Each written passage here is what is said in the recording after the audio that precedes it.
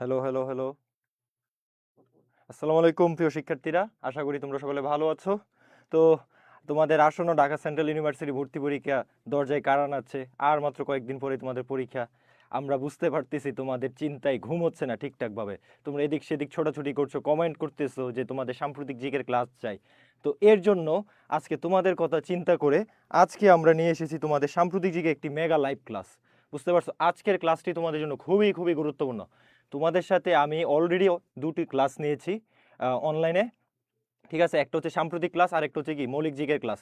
তো তোমরা যারা এখনো আজ আমাদের প্রিভিয়াস ক্লাসটি দেখো নাই সহায়ক থেকে আমাদের ইউটিউব চ্যানেল এবং ফেসবুক পেজে প্রিভিয়াস ক্লাসটি দেখে নিতে পারো এবং মৌলিক জিকের ক্লাসটি করে নিতে পারো। এবং প্রিভিয়াস মৌলিক জিকের সাথে মানে প্রিভিয়াস সাম্প্রতিক জিকের সাথে আজকের সাম্প্রতিক জিকের ক্লাসটা অনেকটাই কানেক্টেড থাকবে।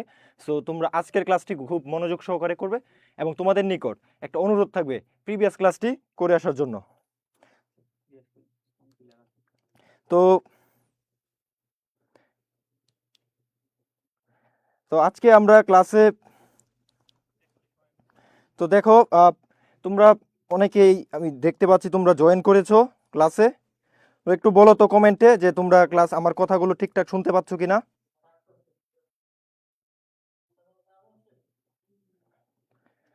একটু আমাকে ঠিকঠাক শোনা যাচ্ছে কিনা।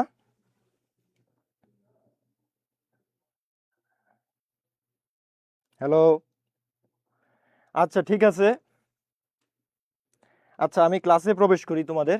আচ্ছা, তারপরও আমাকে হয়তো তোমরা অনেকে চেনো, আমি আবার একটু পরিচয় দিই। আমি হচ্ছে মোহাম্মদ রিফাত হোসেন তুরান, তোমাদের তুরান ভাইয়া। পড়াশোনা করছি ঢাকা বিশ্ববিদ্যালয়ে। তো আজকে তোমাদেরকে ঢাকা সেন্ট্রাল ইউনিভার্সিটি ভর্তি পরীক্ষার জন্য সাম্প্রতিক ম্যাগাজিকে লাইভ ক্লাসে সবাইকে স্বাগতম। তো আমরা আমাদের ক্লাসে প্রবেশ করি। দেখো, আমাদের প্রথম প্রশ্নটি এখানে কি আছে যে ইউএন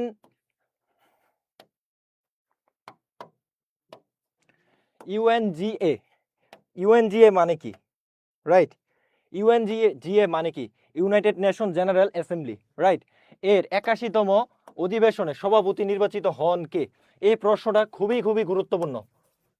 কারণ কি, এক হচ্ছে জাতিসংঘ রিলেটেড আর এক হচ্ছে কি এখানে বাংলাদেশ রিলেটেড। বাংলাদেশের একটা বাংলাদেশের সাথে এই প্রশ্নটা জড়িত। দেখো কতে কি আছে ডেনিস ফ্রান্সিস, খতে কি আছে ডক্টর খলিলুর রহমান, গতে কি আছে তারেক রহমান, গতে কি আছে আনোয়ারা বায়ের। এর সঠিক উত্তর হবে কি ডক্টর খলিলুর রহমান। এই প্রশ্নটা ভেরি ভেরি ইম্পর্টেন্ট। তো আমরা দেখি সঠিক উত্তর কোনটা। সঠিক উত্তর হচ্ছে কি ডক্টর খলিলুর রহমান। দেখছি কি আদি বা মিলা কমেন্ট করেছো অল ওকে। ওকে ঠিক আছে, আমরা তাহলে ক্লাস কন্টিনিউ করতে থাকি এবং তোমরা সকলে এই ক্লাসটি শেয়ার করে দিবা। আজকের ক্লাসটি খুবই গুরুত্বপূর্ণ। তোমাদের বন্ধু বান্ধবের কাছে ক্লাসটি শেয়ার করে দিবা এবং তোমাদের বন্ধু বান্ধবকে সবাইকে আজকের ক্লাসে টেনে নিয়ে আসবা এবং কি সবাইকে আজকের ক্লাসে মেনশন করো যে আজকে একটা মেগা জিকে ক্লাস হতে যাচ্ছে। আজকের ক্লাসটি খুবই খুবই গুরুত্বপূর্ণ। ইনশাল্লাহ আজকের ক্লাস থেকে তোমরা খুবই ভালো একটা পরিমাণে কমন পেতে যাচ্ছ। তো আগে তোমরা তরুণ ভাইয়ের ক্লাসটি করো, দেন ইনশাল্লাহ পরীক্ষায় গেলে বুঝতে পারবো যে আজকের ক্লাসটি তোমাদের জন্য কতটা গুরুত্বপূর্ণ ছিল। ওকে, দেখো তো আমাদের প্রথম প্রশ্নের উত্তর কি হবে? 81তম অধিবেশনে সভাপতি নির্বাচিত হন কে? ডক্টর খলিলুর রহমান।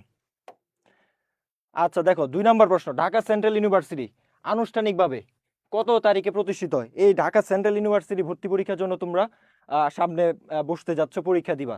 তো এই প্রশ্নটা খুবই গুরুত্বপূর্ণ। 22শে জানুয়ারি 2026, খতে কি আছে 8 ফেব্রুয়ারি 2026, গতে কি আছে 15 মার্চ 2026 এবং গতে কি আছে 25শে জুন 2026। তো এটা সঠিক উত্তর কি হবে চলো আমরা দেখে নিই। এটা সঠিক উত্তর হচ্ছে কি 8ই ফেব্রুয়ারি 2026। তো এবার আমরা তোমরা আমাকে কমেন্টে বলো যে ঢাকা সেন্ট্রাল ইউনিভার্সিটি কততম, বাংলাদেশের কততম public university? Dhaka central university বাংলাদেশের কততম পাবলিক ইউনিভার্সিটি?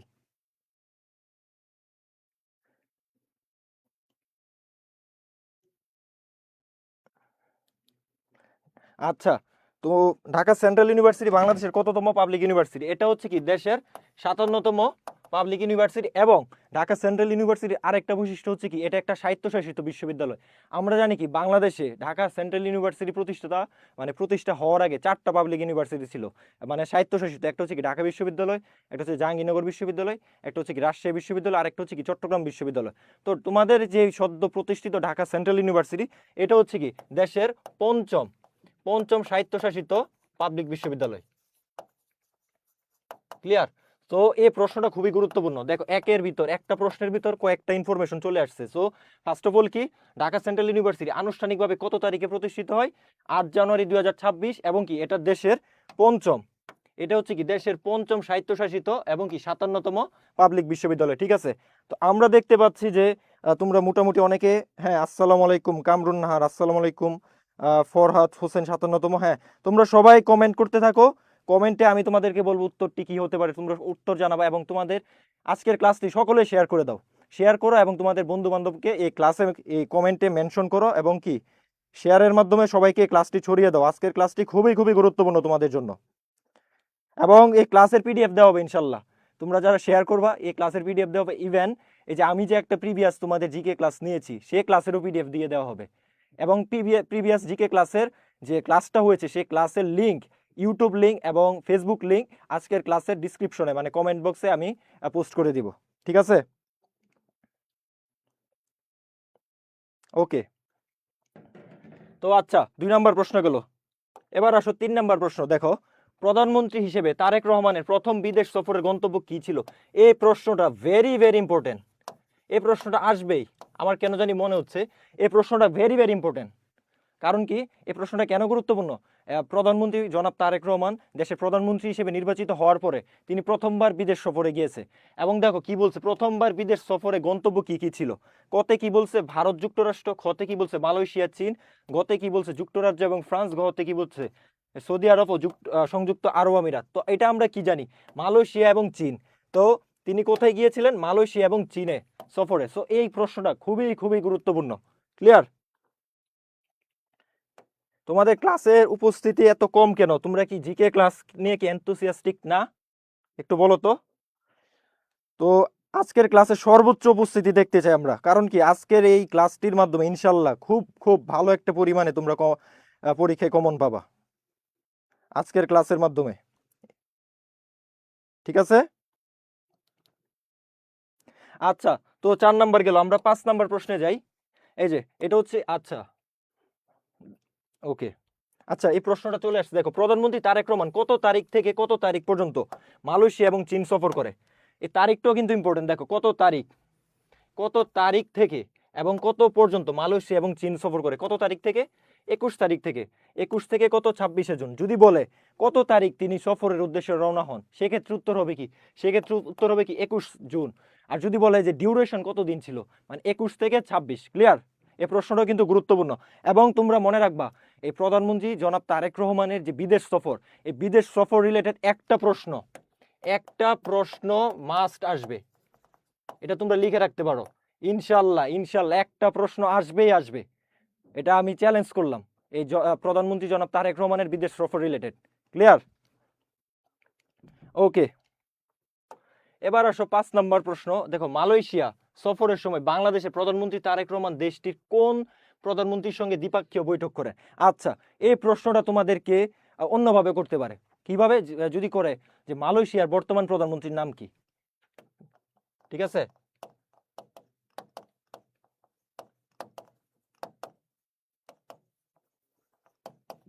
অন্যভাবেও তোমাদেরকে ঘুরিয়ে প্রশ্নটা করতে পারে।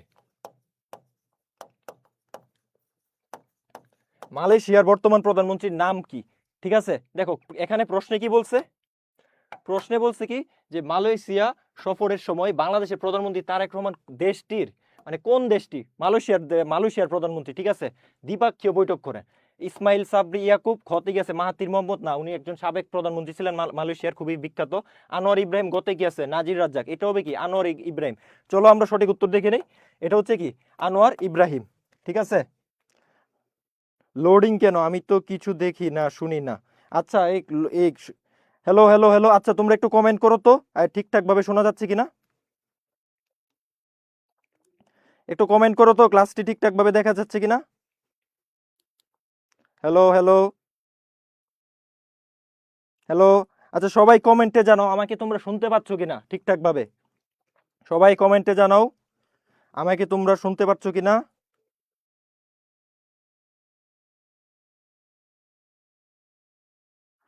ঠিক আছে, এবং ক্লাসটি, হ্যাঁ অল ওকে, হাসাইন সুমি বললে হ্যাঁ অল ওকে। ওকে ঠিক আছে, তোমরা সবাই ক্লাসটি শেয়ার করে দাও। ঠিক আছে, বন্ধু বান্ধবদেরকে মেনশন করে দাও। ঠিক আছে, তোমাদের দেখা দেখি আমিও ক্লাসটি শেয়ার করে দেই। আর দেখি আমার ইনবক্সে যদি কোনো সেন্ট্রাল ইউনিভার্সিটি ভর্তি পরীক্ষার্থী থাকে তার উপকার হবে। ওকে, ঠিক আছে, আমরা নেক্সটে চলে যাই। আজকের ক্লাসটি কিন্তু খুবই গুরুত্বপূর্ণ, অনেকগুলো এমসিকিউ নিয়ে আসছি আমি, খুবই গুরুত্বপূর্ণ রিসেন্ট সব এমসিকিউ কিন্তু আমি নিয়ে আসছি। ঠিক আছে, তো দেখো মালয়েশিয়া 6 নম্বর প্রশ্নে কি বলছে, মালয়েশিয়ার সফরকালে দুই দেশের মধ্যে কি বিষয়ে প্রাথমিক আলোচনা অনুষ্ঠিত হয়, কি বিষয়ে প্রাথমিক আলোচনা প্রশ্ন হয়। দেখো এই প্রশ্নটা কিন্তু গুরুত্বপূর্ণ। এই পারমাণবিক চুক্তি, ক্ষতে গেছে মুক্ত বাণিজ্য চুক্তি, গতে গেছে জলবায়ু পরিবর্তন, গহতে গেছে স্যাটেলাইট উৎক্ষেপণ। এই প্রশ্নটা ভেরি ভেরি ইম্পর্টেন্ট, 3 স্টার দিলাম। তো কি বলছে, মালয়েশিয়া সফরকালে মানে বাংলাদেশ এবং মালয়েশিয়া এই দুটো দেশের মধ্যে কি বলছে, কি বিষয়ক প্রাথমিক আলোচনা হয়। এই প্রশ্নটা কিন্তু গুরুত্বপূর্ণ। তো এটা কি হচ্ছে, মুক্ত বাণিজ্য বিষয়ক চুক্তি, এফটিএ মানে ফ্রি ট্রেড, মানে ফ্রি ট্রেড রিলেটেড কি আলোচনা হয়, মুক্ত বাণিজ্য রিলেটেড। ক্লিয়ার? আচ্ছা দেখো 7 নম্বরে কি বলছে, মালয়েশিয়া থেকে সরাসরি চীনের কোন শহরে প্রধানমন্ত্রী বিশ্ব অর্থনৈতিক ফোরামের জন্য মানে ইএফ সামার ডাভোসে 2026 সম্মেলনে যোগ দিতে গিয়েছিলেন। দেখো মালয়েশিয়া থেকে মানে সরাসরি চায়নার কোন শহরে গিয়েছিলেন, কতে কি বলছে বেইজিং, ঘতে কি বলছে সাংহাই, গতে কি বলছে দালিয়ান, গতে কি বলছে ওয়াংজু। এটা কি হবে, দালিয়ান, মানে চীনের দালিয়ানে গিয়েছে, মালয়েশিয়ান থেকে কোথায় গিয়েছে প্রধানমন্ত্রী তারেক রহমান, দালিয়ানে। এই প্রশ্নটা কিন্তু গুরুত্বপূর্ণ। আমি কিন্তু বারবার বলতেছি এই প্রধানমন্ত্রী জনাব তারেক রহমানের বিদেশ সফর থেকে একটা প্রশ্ন আসবেই আসবে। ঠিক আছে, তো আমি যে এমসিকিউ গুলো নিয়ে আসছি এই এমসিকিউ গুলো কিন্তু খুবই গুরুত্বপূর্ণ। সো তোমরা কান পেতে আমার কথাগুলো শুনো, এমসিকিউ গুলো মনোযোগ দিয়ে বোঝার ট্রাই করো। ঠিক আছে, ওকে।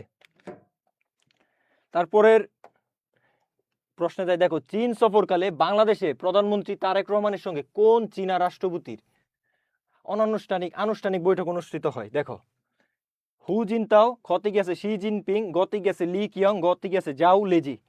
এটা হচ্ছে কি শি জিনপিং।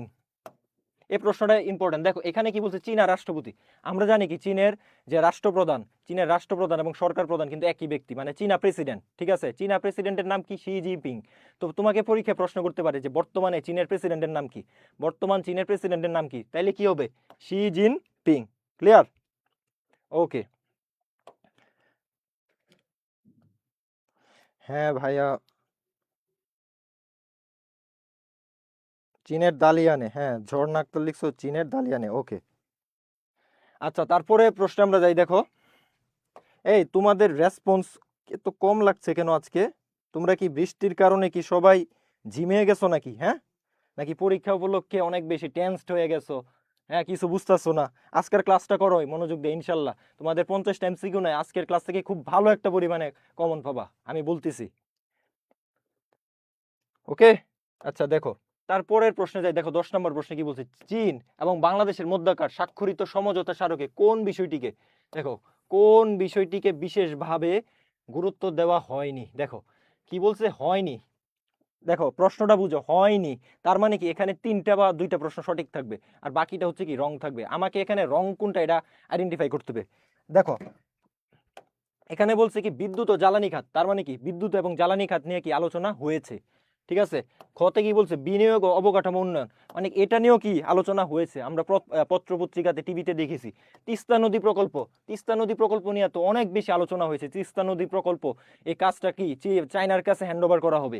তারপরে কি পানি সম্পদ তিস্তার সাথে লিঙ্ক আপ করে। তারপর দেন কি হচ্ছে সামরিক মহড়া, এই বিষয়টা নিয়ে কি হয় নাই, আলোচনা হয় নাই। আদারওয়াইজ মানে কি, তার তার মানে আমরা কি বলতে পারি, চীনের সাথে বাংলাদেশের যে মানে বাংলাদেশের যে সরকারের যে একটা সফর হয়েছিল, এই সফরে কি নিয়ে আলোচনা হয়েছে, বিদ্যুৎ ও জ্বালানি নিয়ে, বিনিয়োগ অবকাঠামো উন্নয়ন এবং গতে কি আছে তিস্তা নদী এবং প্রকল্প পানি সম্পদ নিয়ে। কি নিয়ে আলোচনা হয় নাই, এটা হচ্ছে কি সামরিক মহড়া নিয়ে। ক্লিয়ার? আচ্ছা দেখো 11 নম্বর প্রশ্ন, কোন দল এবং চীনের কমিউনিস্ট পার্টি সিপিসি, এটা মনে রাখবা সিপিসি। ঠিক আছে, চীনের কমিউনিস্ট পার্টির নাম কি, সিপিসি। মধ্যে চীন সফরকালে একটি সহযোগিতা চুক্তি স্বাক্ষর হয়, মানে কি বাংলাদেশের একটি দল, মানে বাংলাদেশের একটি দল এবং চীনের মানে চায়নার একটা দলের সাথে কি হয়, সমঝোতা চুক্তি স্বাক্ষর হয়। ঠিক আছে, খতে কি আছে জাতীয়বাদী, গতে কি আছে বাংলাদেশ জাতীয়তাবাদী দল বিএনপি, গহতে কি আছে ওয়ার্কার্স পার্টি। উত্তর কি হবে, বাংলাদেশ জাতীয়তাবাদী দল। এই প্রশ্নটাও কিন্তু গুরুত্বপূর্ণ, মানে কি বিএনপির সাথে সিপিসির একটা কি হয়েছে, চুক্তি হয়েছে। এই প্রশ্নটা কিন্তু গুরুত্বপূর্ণ। ঠিক আছে,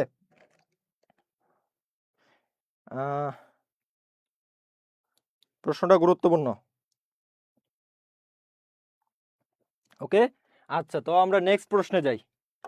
দেখো 12 নম্বরে কি বলছে, প্রধানমন্ত্রীর মালয়েশিয়া ও চীন সফরের অভূতপূর্ব সাফল্যের স্বীকৃতি হিসেবে জাতীয় সংসদে সর্বসম্মতিক্রমে একটি ধন্যবাদ প্রস্তাব গৃহীত হয়। প্রস্তাবটি কে উত্থাপন করেন? এই প্রশ্নটাও কিন্তু গুরুত্বপূর্ণ, ঠিক আছে। দেখো কতে কি বলছে, স্পিকার হাফিজউদ্দিন আহমেদ, স্থানীয় সরকার মন্ত্রী মির্জা ফখরুল ইসলাম আলমগীর, গতে কি বলছে পররাষ্ট্রমন্ত্রী ডক্টর খলিলুর রহমান, গতে কি বলছে স্বরাষ্ট্র মন্ত্রী।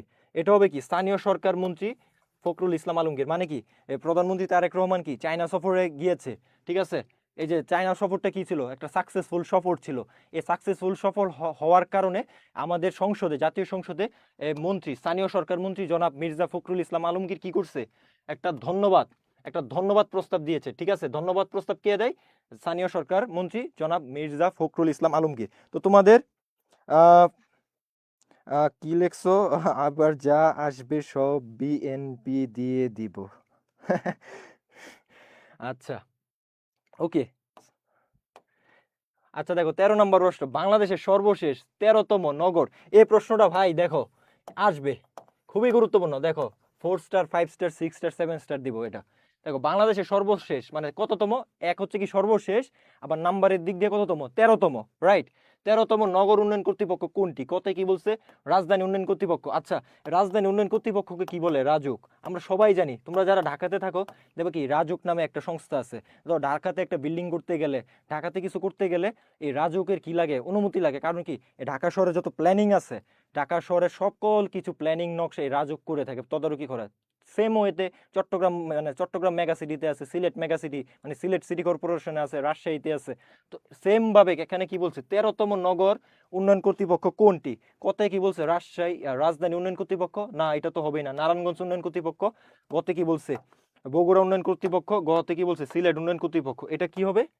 নারায়ণগঞ্জ উন্নয়ন কর্তৃপক্ষ। এই প্রশ্নটা ভেরি ভেরি ইম্পর্টেন্ট। বিন ফেরদৌস বলছো বগুড়া, না এটা বগুড়া হবে না, এটা হবে কি নারায়ণগঞ্জ। এই প্রশ্নটা খুবই গুরুত্বপূর্ণ, ঠিক আছে। ওকে আচ্ছা তো দেখো আহ, সরকার দেশের কোথায় মুক্ত বাণিজ্য, দেখো মুক্ত বাণিজ্য রিলেটেড প্রশ্ন গুরুত্বপূর্ণ, অঞ্চল প্রতিষ্ঠার উদ্যোগ নিয়েছে। কতে কি বলছে কক্সবাজার, খতে কি বলছে সিলেট, গতে কি বলছে চট্টগ্রাম। তো এটা হবে কি কক্সবাজার এবং চট্টগ্রাম। মানে কি কক্সবাজার এবং কি সরি সিলেট, কক্সবাজার এবং সিলেটে সরকার সম্প্রতি কি উদ্যোগ মানে কি গঠনের উদ্যোগ নিয়েছে? মুক্ত বাণিজ্য অঞ্চল, ঠিক আছে। মুক্ত বাণিজ্য অঞ্চল কক্সবাজার এবং সিলেটে। পরীক্ষায় প্রশ্ন আসতে পারে, এইভাবেও আসতে পারে, অথবা বলতে পারে ধরো কক্সবাজার দিল, বগুড়া দিল, রংপুর দিল, ধরো জামালপুর দিল, তাহলে কি হবে? তাহলে হবে কক্সবাজার, ঠিক আছে। আর যদি দুইটা থাকে আর অপশনে যদি এরকম ক খ উভয় থাকে তাহলে কি হবে? দুইটা হবে উত্তর। ক্লিয়ার?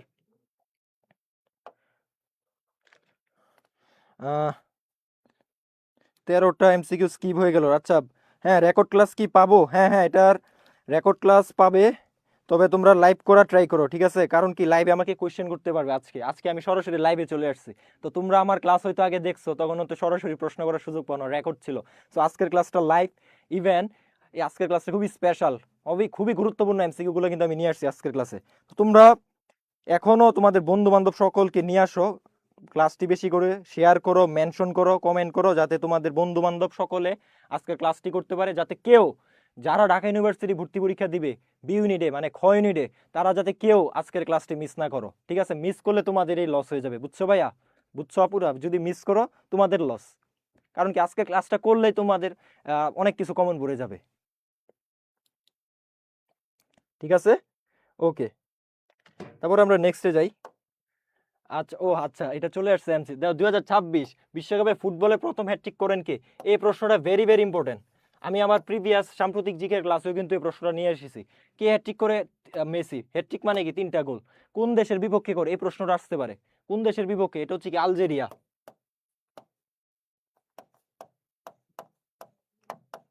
26 বিশ্বকাপে হ্যাটট্রিক করে কে? Lionel Messi. কার কোন দেশের বিপক্ষে? আলজেরিয়ার বিপক্ষে, রাইট।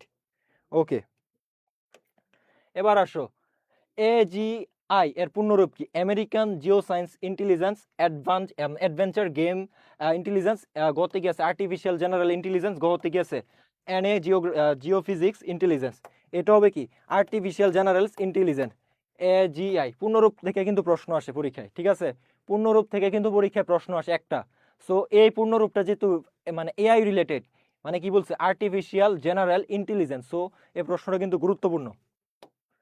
আজকের ক্লাসে মেনলি আমি গুরুত্বপূর্ণ এমসিকিউ গুলো নিয়ে আসছি, বুঝছো? তারপরও আজকের ক্লাসে আমি তোমাদেরকে এইগুলোর মধ্যে থেকে মোস্ট অফ দ্য মোস্ট, মানে বেস্ট অফ দ্য বেস্ট যে এমসিকিউ গুলো বলে এগুলাকে আমি দাগাইয়া দিব, ঠিক আছে?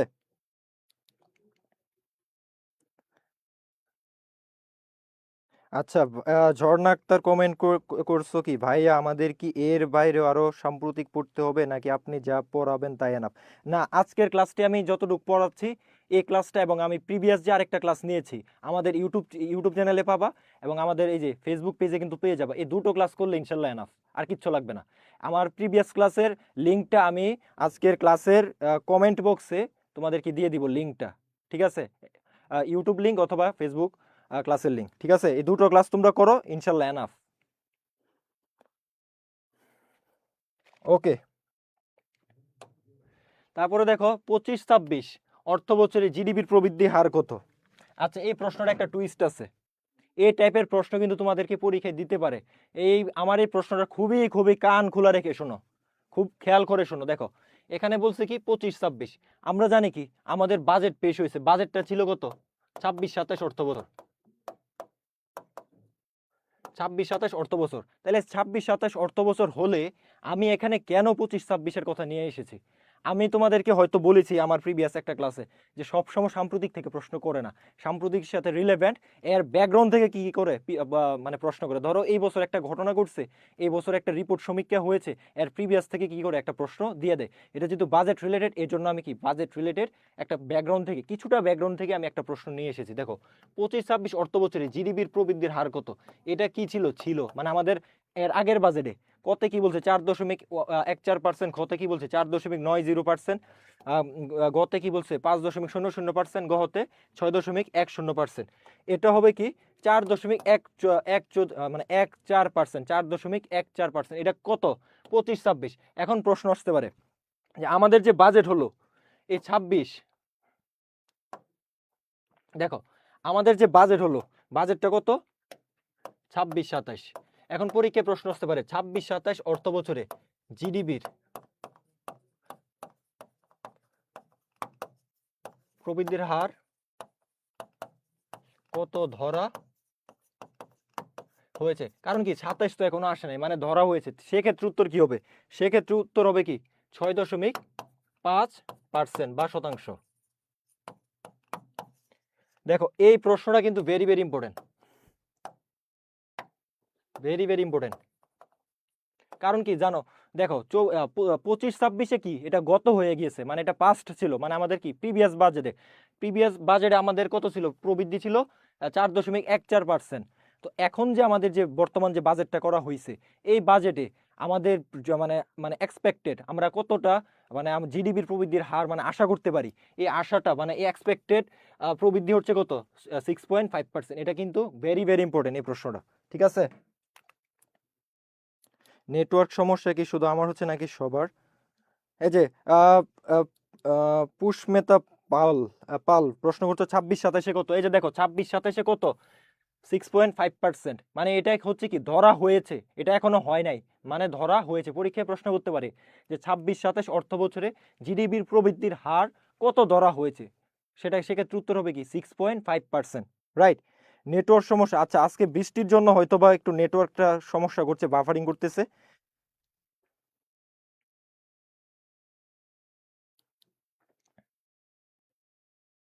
আচ্ছা ঠিক আছে, তো আমরা পরের প্রশ্নে চলে যাই।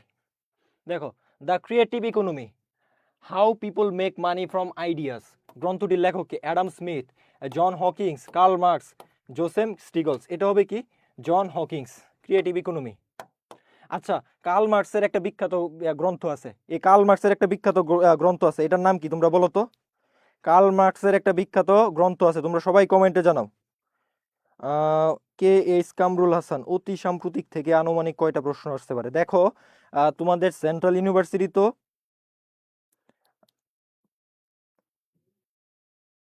দেখো তোমাদের সেন্ট্রাল ইউনিভার্সিটি তো নতুন এস্টাবলিশড হয়েছে, এখানে প্রশ্নগুলো কিন্তু অনেক, যেহেতু 50টা জিকে, মিনিমাম 10 থেকে 12টা এমসিকিউ সাম্প্রতিক থেকে আসবে, 10 থেকে 12টা এমসিকিউ সাম্প্রতিক থেকে আসবে, ঠিক আছে?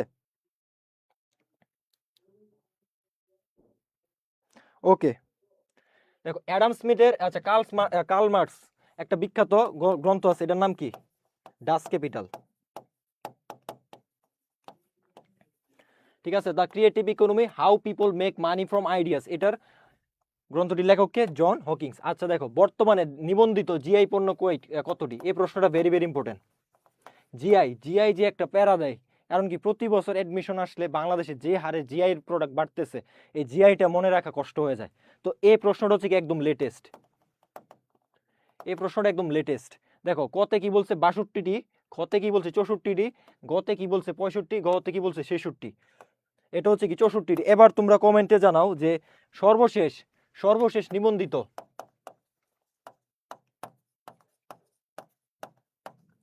নিবন্ধিত জিআই কোনটি?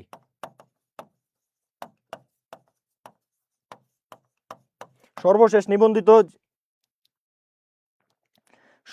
নিবন্ধিত জিআই কোনটি, এটা একটু তোমরা কমেন্টে জানাও।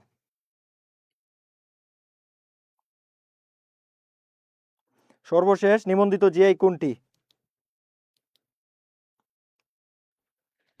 আচ্ছা দেখো, সর্বশেষ নিবন্ধিত জিআই কোনটি তোমরা কেউ কমেন্টে কি জানাইছো? আচ্ছা আমি লিখে দেই, মানিকগঞ্জের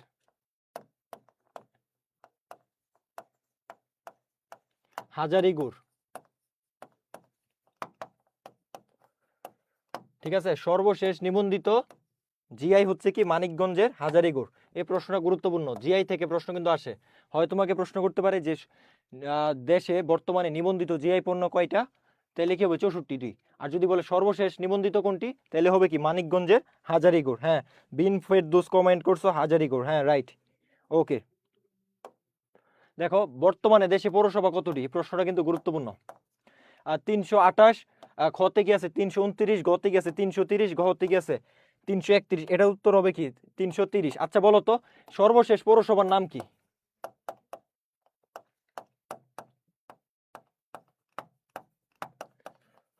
সর্বশেষ পৌরসভার নাম, সর্বশেষ পৌরসভার নাম কি একটু বলো তো? 330, হ্যাঁ সিজানুর রহমান সিয়াম বলছো কি 330। আচ্ছা বলো সর্বশেষ পৌরসভার নাম কি? আচ্ছা এমডি আরুস রহমান বলছো বাংলাদেশ থেকে বেশি প্রশ্ন হবে নাকি আন্তর্জাতিক থেকে? সব মিলিয়ে হবে, বাংলাদেশ, আন্তর্জাতিক, মৌলিক জিকে, সাম্প্রতিক, সবকিছু মিক্স হবে।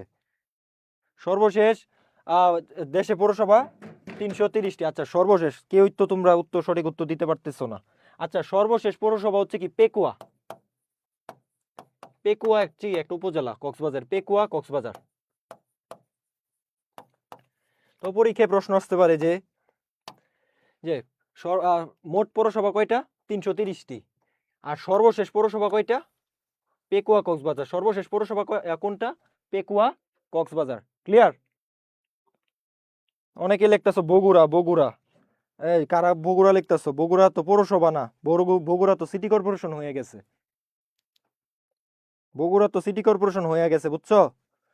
সিটি কর্পোরেশনের ধারণা কি আরো বড়। পেকুয়া কক্সবাজার, হ্যাঁ ইব্রাহিম খান লিখছো পেকুয়া কক্সবাজার। হ্যাঁ ঠিক আছে, যারা পেকুয়া কক্সবাজার লিখছো তাদের উত্তর সঠিক। ওকে, আমরা নেক্সট প্রশ্নে যাই। দেখো দক্ষিণ আফ্রিকার বর্তমান প্রেসিডেন্ট সিরিল রামাকোসা কোন কেলেঙ্কারির সাথে জড়িত? এটা হচ্ছে কি ফার্মগেট স্ক্যান্ডাল। দক্ষিণ আফ্রিকার বর্তমান প্রেসিডেন্ট সিরিল রামাফোসা কোন কেলেঙ্কারির সাথে জড়িত? ফার্মগেট স্ক্যান্ডাল। আচ্ছা আচ্ছা দেখো বাংলাদেশে ক্রিকেট বোর্ডের সর্বকনিষ্ঠ সভাপতি কি? এই প্রশ্নটা আই গেস তোমরা সবাই পারবা, এই প্রশ্নটা ইম্পর্টেন্ট, এটা সবাই কমেন্টে জানাও তো।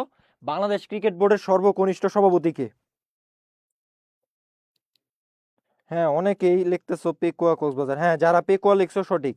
আচ্ছা এটা বলো, বাংলাদেশ ক্রিকেট বোর্ডের সর্বশেষ সর্বকনিষ্ঠ মানে কি সবচেয়ে ছোট, মানে বয়সে সবচেয়ে ছোট সভাপতি কে বলো?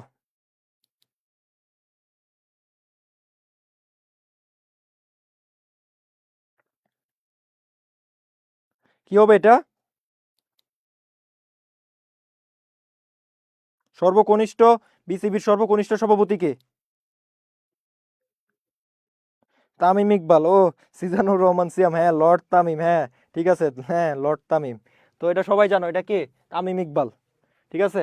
আচ্ছা, তোমরা যারা আগে আগে উত্তর দিতে পারবা তাদের উত্তরটা আমি নেব, এবং তাদের উত্তরটা কি, তাদের নাম আমি বলবো। ঠিক আছে, তোমরা দেখি কে কত আগে, মানে একটা কম্পিটিশন করো। ঠিক আছে, এই যে তোমরা যে এখানে যে কমেন্ট করতেছো, উত্তরগুলা ক খ দাগাইতেছো, এতে কিন্তু তোমার কি সাবকনসিয়াস মাইন্ডে, মানে বাই ডিফল্ট তোমার ব্রেনে কিন্তু এই উত্তরগুলো সেট হয়ে যাইতেছে।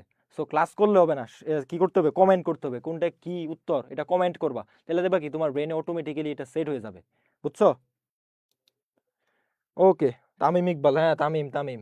আচ্ছা দেখো, 2026-27 অর্থ বছরে বাজেট, সর্বোচ্চ বাজেট ধরা হয় কোন খাতে, মানে কি সর্বোচ্চ বাজেট বলতে কি এখানে সর্বোচ্চ প্রাধান্য দেওয়া হয়েছে আর কি।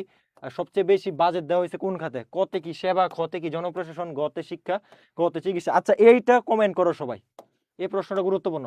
আমি অনেক জায়গায় দেখছি, অনেক জায়গায় দেখছি, ইভেন অনেক টিচারদেরও দেখছি, আজ পড়াইতেছে কিন্তু এটা ভুল, মানে ভুলভাবে পড়াইতেছে, মানে ভুল উত্তর লিখতেছে। আমি নিজে পেপারে, মানে প্রথম আলো পত্রিকাতে আমি পড়েছি, মানে এই বিষয়টা পড়ছি। সো এটা কি হবে তোমরা বলো তো, এটা কি হবে? 23 নাম্বারটা একটু বলো। এটা তোমাদের, হ্যাঁ আমি জানি অনেকে কনফিউজ থাকবা, যে সেবা খাত, মাহমুদ আক্তার সানজিদা বলছো সেবা খাত, নূপুর ইসলাম সেবা খাত, সা আল সাদি জনপ্রশাসন। এই যে অলরেডি এক একজন এক একটা উত্তর দিতেছো। আমাদের সব ক্লাস হোয়াটসঅ্যাপ গ্রুপে দিয়েন ভাইয়া, তাহলে সুবিধা হবে, ফেসবুকে না দিয়ে। আচ্ছা দিয়ে দেওয়া হবে তোমাদের ক্লাস।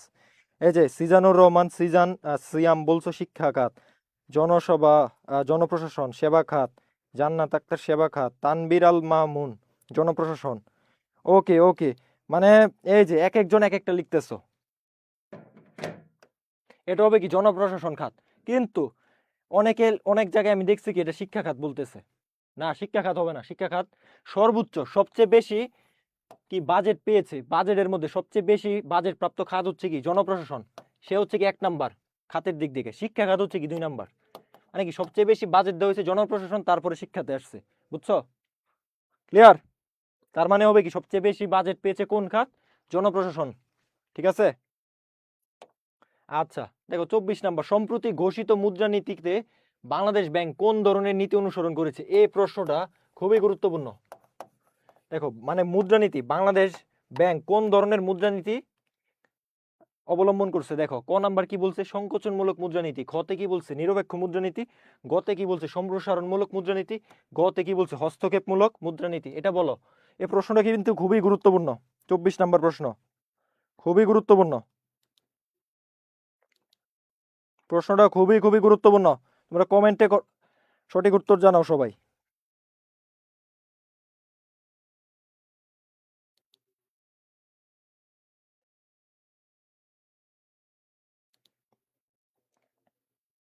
কি হবে এটা?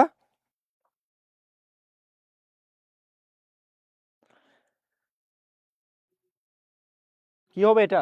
আচ্ছা আচ্ছা, আমি বলে দিই, এটা এটা হচ্ছে কি সংকোচনমূলক মুদ্রানীতি। আচ্ছা, সংকোচনমূলক মুদ্রানীতি কেন নিছে? যেহেতু আমাদের আমাদের দেশে মুদ্রাস্ফীতি বেশি, অর্থনৈতিক অবস্থাটা কিছু খারাপ। তো এর জন্য বাংলাদেশ সরকার করছে কি, আবার আমাদের এবারের বাজেট মানে 26-27 অর্থ বছরের বাজেট হচ্ছে কি দেশের ইতিহাসে সর্বোচ্চ বাজেট। এটা তোমরা মনে রাখবা, বাজেট রিলেটেড প্রশ্ন কিন্তু একটা আসবেই, বাজেট থেকে কিন্তু একটা প্রশ্ন আসবেই। তো আর বাজেট রিলেটেড আমি বিস্তারিত সকল ইনফরমেশন আমার প্রিভিয়াস রিসেন্ট জিকের ক্লাসে কিন্তু আমি দিয়ে দিছি। ঠিক আছে, তো আমার প্রিভিয়াস রিসেন্ট জিকের ক্লাসটা করলে তোমরা বাজেটের সকল ইনফরমেশন পেয়ে যাবা। ঠিক আছে, তো এটা হবে কি সংকোচনমূলক নীতি। তার তার মানে হচ্ছে কি সম্প্রতি ঘোষিত মুদ্রানীতিতে বাংলাদেশ ব্যাংক কোন ধরনের নীতি অনুসরণ করেছে, এটা হচ্ছে কি সংকোচনমূলক মুদ্রানীতি। ক্লিয়ার? এ নাম্বার, হ্যাঁ। আহনাফ ইলমাস বলছো এ, মাহমুদ আক্তার সানজিদা এ বলছো, হ্যাঁ। যারা এ বলছো তাদেরটা সঠিক। এই প্রশ্নটা কিন্তু ভেরি ভেরি ইম্পর্টেন্ট, ভিভিআই। ঠিক আছে, এবার আসো আইওএম এর 2026 সালের প্রতিবেদন অনুযায়ী রেমিটেন্স উৎসে এবং প্রাপ্তিতে শীর্ষ দেশ কোনটি। আচ্ছা, প্রতিবেদন থেকে কিন্তু একটা প্রশ্ন আসে, বিভিন্ন ধরনের প্রতিবেদন আছে না, বিভিন্ন ধরনের প্রতিবেদন, রিপোর্ট, সমীক্ষা থেকে কিন্তু একটা প্রশ্ন আছে। আজকের ক্লাসের শেষের দিকে আমি তোমাদেরকে গুরুত্বপূর্ণ কিছু প্রতিবেদন, রিপোর্ট, সমীক্ষা, পুরস্কারের যে বিষয়গুলি আছে এগুলো কিন্তু দাগাই দিব। সো শেষ পর্যন্ত কিন্তু ক্লাসটা করবা। গুরুত্বপূর্ণ রিপোর্ট, পুরস্কার, ঠিক আছে, এই বিষয়গুলো কিন্তু আমি দাগাই দেবো। রিপোর্ট, পুরস্কার, চলচ্চিত্র, এগুলো থেকে কিন্তু প্রশ্ন আসে। তো আজকের ক্লাসের শেষের দিকে আমি এই বিষয়গুলো সবাইকে দাগাই দিব, ঠিক আছে। তো দেখো 2026 সালের প্রতিবেদন অনুযায়ী রেমিটেন্স উৎসে এবং প্রাপ্তিতে শীর্ষ দেশ কোনটি? রেমিটেন্স উৎসে এবং প্রাপ্তিতে মানে বলছে কি, কোন দেশ থেকে রেভিনিউ জেনারেট হয়, মানে কি কোন দেশ থেকে সবচেয়ে বেশি রেভিনিউ পাওয়া যায়, ঠিক আছে, এবং কোন দেশ এই রেভিনিউটা কি করে রিসিভ করে, গ্রহণ করে, রাইট। সো কতে কি বলছে যুক্তরাষ্ট্র, ভারত, কতে কি বলছে সৌদি আরব ও বাংলাদেশ, গতে কি বলছে জাপান, জাপান মালয়েশিয়া, গতে কি বলছে যুক্তরাজ্য, পাকিস্তান। এটা হবে কি যুক্তরাষ্ট্র এবং ভারত। মানে কি সবচেয়ে বেশি, এই যে এই 2026 সালের এই প্রতিবেদন অনুযায়ী সবচেয়ে বেশি রেভিনিউ জেনারেট করে কে? যুক্তরাষ্ট্র। এবং যুক্তরাষ্ট্রের রেভিনিউটা কে পায়? ভারত পায়, ঠিক আছে। এই যুক্তরাষ্ট্রের এই রেভিনিউটা কে পায়? ভারত পায়, ঠিক আছে। এবার আসো বাংলাদেশের পার্সপেক্টিভে। এই যে দেখো এখানে সৌদি আরব এবং বাংলাদেশ আছে। এখন বাংলাদেশ সবচেয়ে বেশি রেভিনিউ পায় কোন দেশ থেকে? সৌদি আরব থেকে, ঠিক আছে। বাংলাদেশ সবচেয়ে বেশি রেভিনিউ মানে সবচেয়ে বেশি বৈদেশিক মুদ্রা মানে বৈদেশিক মুদ্রা অর্জন করে কোন দেশ থেকে? সৌদি আরব থেকে। কে পায়? বাংলাদেশ। আর বিশ্বে আর যুক্তরাষ্ট্র এবং ভারতের যে সম্পর্ক, মানে যুক্তরাষ্ট্রের থেকে সবচেয়ে বেশি বৈদেশিক মুদ্রা আয় করে কে? ভারত। ক্লিয়ার? তো আশা করি তোমাদের সকলে ক্লিয়ার। এবার আসো আমাদের নেক্সট প্রশ্নে। আবার দেখো 2026 সালের 48তম এশিয়ানের, এই প্রশ্নটা ইম্পর্টেন্ট, এশিয়ানের শীর্ষ সম্মেলন অনুষ্ঠিত হয় কোথায়? Singapore, Philippines, Indonesia, Malaysia. এই প্রশ্ন কি হবে এটা জানো? এই সিটটা দিয়ে দেন। আচ্ছা এটা কি হবে? 26 নাম্বার দেখো আসিয়ান। এই আসিয়ান কিন্তু গুরুত্বপূর্ণ। এই আসিয়ান একটা গুরুত্বপূর্ণ সংস্থা, আন্তর্জাতিক সংস্থা, ঠিক আছে। এই আসিয়ান থেকে বলো, হ্যাঁ যুক্তরাষ্ট্র, ভারত,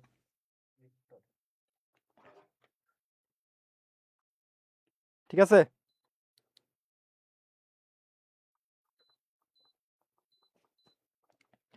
এটা কি হবে? আসিয়ানের শীর্ষ সম্মেলন 2026 সালে। এই প্রশ্নটা কিন্তু গুরুত্বপূর্ণ। বাংলাদেশ কিন্তু আসিয়ানের সদস্য হইতে চাইতেছে, ঠিক আছে। এবং আমাদের যে বর্তমান প্রধানমন্ত্রী জনাব তারেক রহমান যে মালয়েশিয়া সফরে গিয়েছিল, সেখানে তিনি আসিয়ানের সদস্য হওয়ার জন্য কি মালয়েশিয়ার প্রধানমন্ত্রীর কাছ থেকে কি করছে? সহযোগিতা, আশ্বাস কামনা করেন। এবং মালয়েশিয়ার প্রধানমন্ত্রী কিন্তু বলেছে বাংলাদেশ আসিয়ানের সদস্য হতে চাইলে মালয়েশিয়ার পক্ষ থেকে কি থাকবে? সাপোর্ট থাকবে। বুঝতে পারছো? এবার আসো আসিয়ানের সদস্য সম্মেলন কোথায় হয় দেখি আমরা। এটা হবে কি? ফিলিপাইন। আচ্ছা তোমরা বলো তো আমাকে, তোমরা বলো যে আসিয়ানের সদর দপ্তর কোথায়?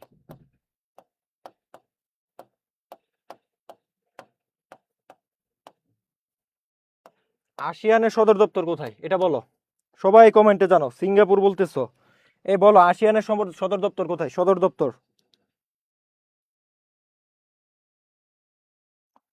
আসিয়ানের সদর দপ্তর খুবই গুরুত্বপূর্ণ।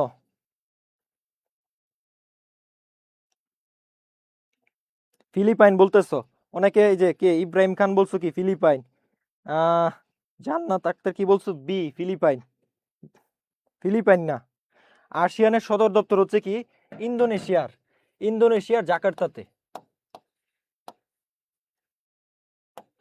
আসিয়ানের সদর দপ্তর হচ্ছে কোথায়? ইন্দোনেশিয়ার জাকার্তাতে। ক্লিয়ার?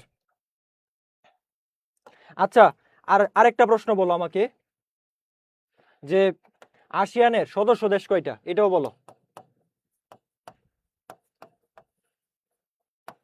আসিয়ানের সদস্য দেশ কয়টা একটু দ্রুত বলো, দ্রুত। আসিয়ানের সদস্য দেশ কয়টা? Indonesia, Geneva.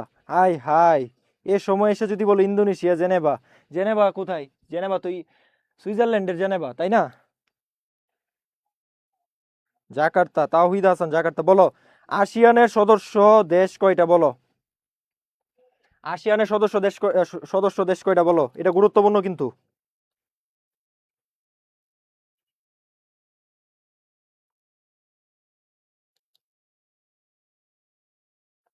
11টি, হ্যাঁ। যে অনেক বলতেছো কি 11টি, 11টি। হ্যাঁ যারা 11টি বলছো আসিয়ানের সদর দপ্তর 11টি, হ্যাঁ কারেক্ট। বলতে পারবা কি কি দেশ? আসিয়ানের সদস্য কয়টা? 11টি। বলতে পারবা কি কি দেশ আছে আসিয়ানে? চলো আমরা দেখি। এখানে যে 4টা দেশ, এই 4টা দেশ আছে আসিয়ানে, তাহলে কি? ইন্দোনেশিয়া, আমার লেখা বোঝা যাচ্ছে? একটু কমেন্ট করো তো। আমার লেখা বোঝা যাচ্ছে কিনা বলো। তোমাদের তুরান ভাইয়ের লেখা এত সুন্দর না, বুঝছো? আমার বাংলা লেখা এত সুন্দর না। আমি বাংলা লেখালেখি করি না তো তেমন, ইউনিভার্সিটিতে তেমন একটা বাংলা লিখি না, এর জন্য বাংলা লেখা ভুলে যাচ্ছি, খুব কম লিখি, বাংলা লেখা সুন্দর না। তোমরা একটু কমেন্টে বলো আমার বাংলা লেখাটা বোঝা যাচ্ছে কিনা। ইন্দোনেশিয়া, হ্যাঁ এখানে 4টা দেশ থাকবে। আসিয়ানের 11টি দেশ কি কি, চলো আমরা দেখি। ইন্দোনেশিয়া, মালয়েশিয়া,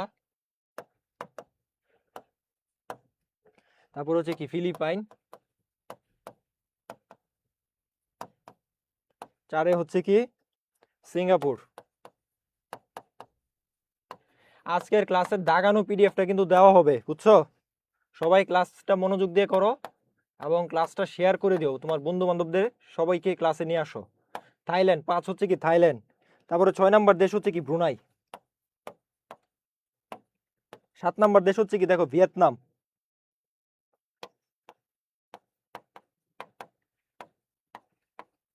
ভিয়েতনাম 7 নাম্বার দেশ হচ্ছে ভিয়েতনাম। 8 নাম্বার দেশ হচ্ছে কি লাওস। 9 নাম্বার দেশ হচ্ছে কি মিয়ানমার। মিয়ানমার 10 নাম্বার দেশ হচ্ছে কম্বোডিয়া।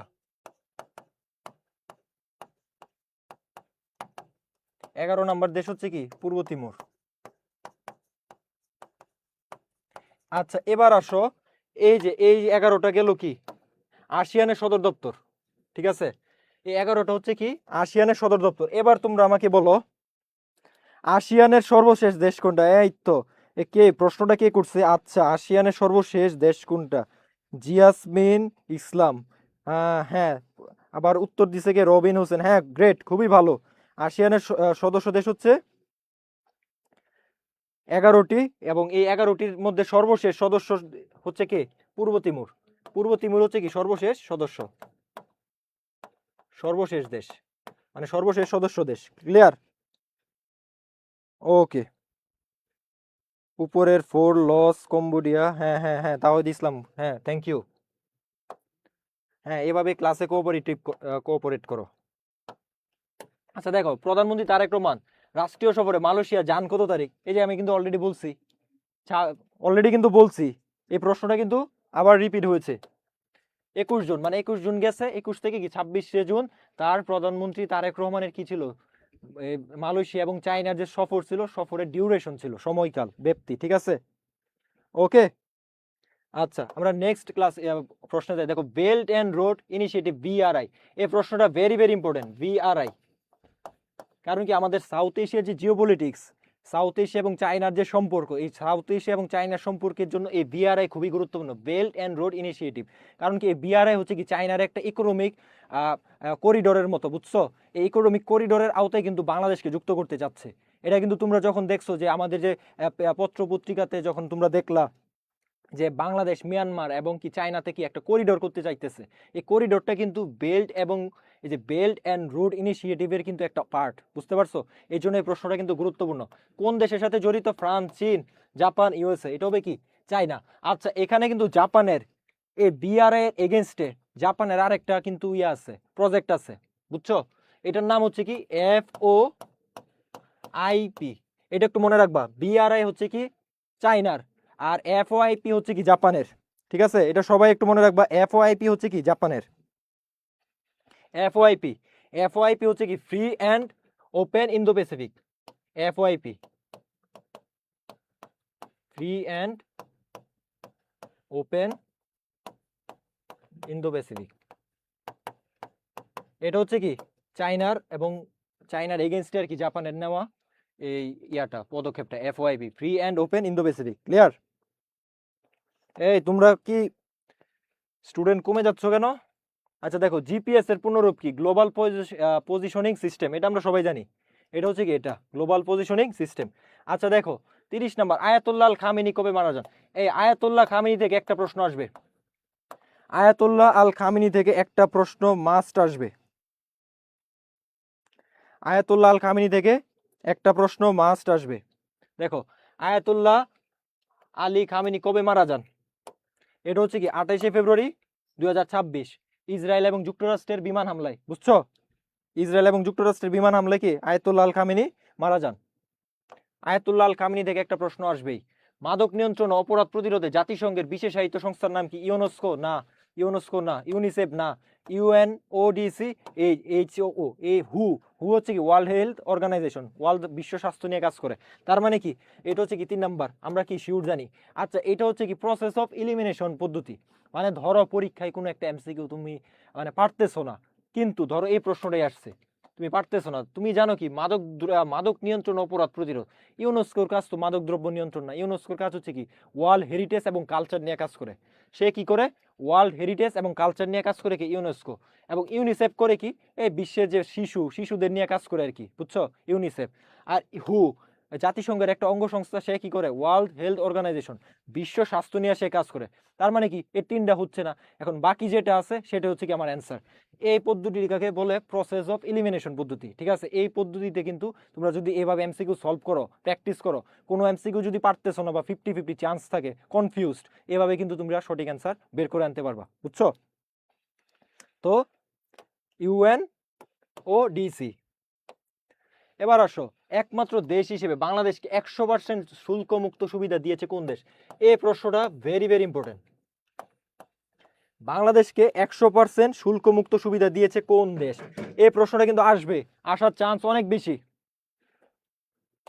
এটা হচ্ছে কি চীন। মানে কি বাংলাদেশ যে এলডিসি থেকে সামনে বের হবে, এখন তো রানিং এ যে আছে, এখনো যদি ব্যবসা করে চায়নার সাথে, বাংলাদেশ যদি চায়নাতে কোনো একটা পণ্য কি করে রপ্তানি করে, বুঝছো, কোনো শুল্ক দিতে হবে না চাইনিজ গভর্নমেন্টকে, মানে কি 100% ফ্রি করে দিয়েছে আর কি, শুল্ক মুক্ত।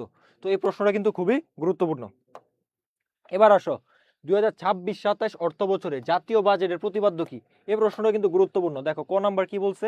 স্মার্ট বাংলাদেশের পথে অগ্রযাত্রা। খতে কি বলছে? গণতান্ত্রিক, মানবিক ও অন্তর্ভুক্তিমূলক অর্থনীতির পথে বাংলাদেশ। এটা হবে কি খ নাম্বার, গণতান্ত্রিক, মানবিক ও অন্তর্ভুক্তিমূলক অর্থনীতির পথে কি বাংলাদেশ। ঠিক আছে, ঠিক আছে। তোমরা কি লিখতেছো? 32 গ চীন, হ্যাঁ রাইট।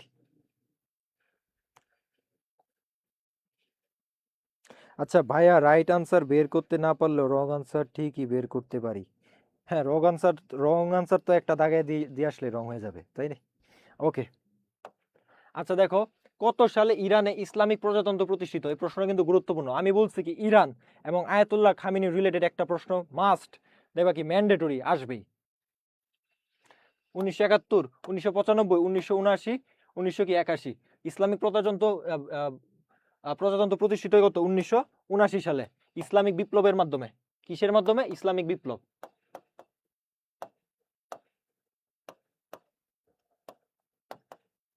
ইসলামিক বিপ্লবের মাধ্যমে কি হয়? ইরানে ইসলামিক প্রজাতন্ত্র প্রতিষ্ঠিত হয়। আচ্ছা দেখো, সম্প্রতি 24শে জুন ভেনেজুয়েলায় কত মাত্রায় শক্তিশালী ভূমিকম্প হয়?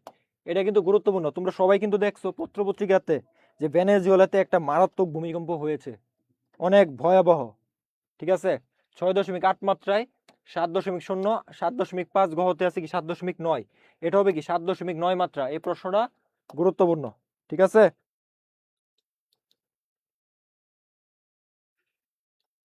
ওকে। আচ্ছা দেখো, বাংলাদেশে তফসিলিভুক্ত বেসরকারি বাণিজ্যিক ব্যাংকের সংখ্যা কত? এটা কি হবে? এটা হবে কি 43টি। মানে বাংলাদেশে বর্তমানে বেসরকারি বাণিজ্যিক ব্যাংক কয়টা? 43টি। এই প্রশ্নটা কিন্তু গুরুত্বপূর্ণ। বেসরকারি বাণিজ্যিক ব্যাংক কয়টা? 43টি তফসিলভুক্ত।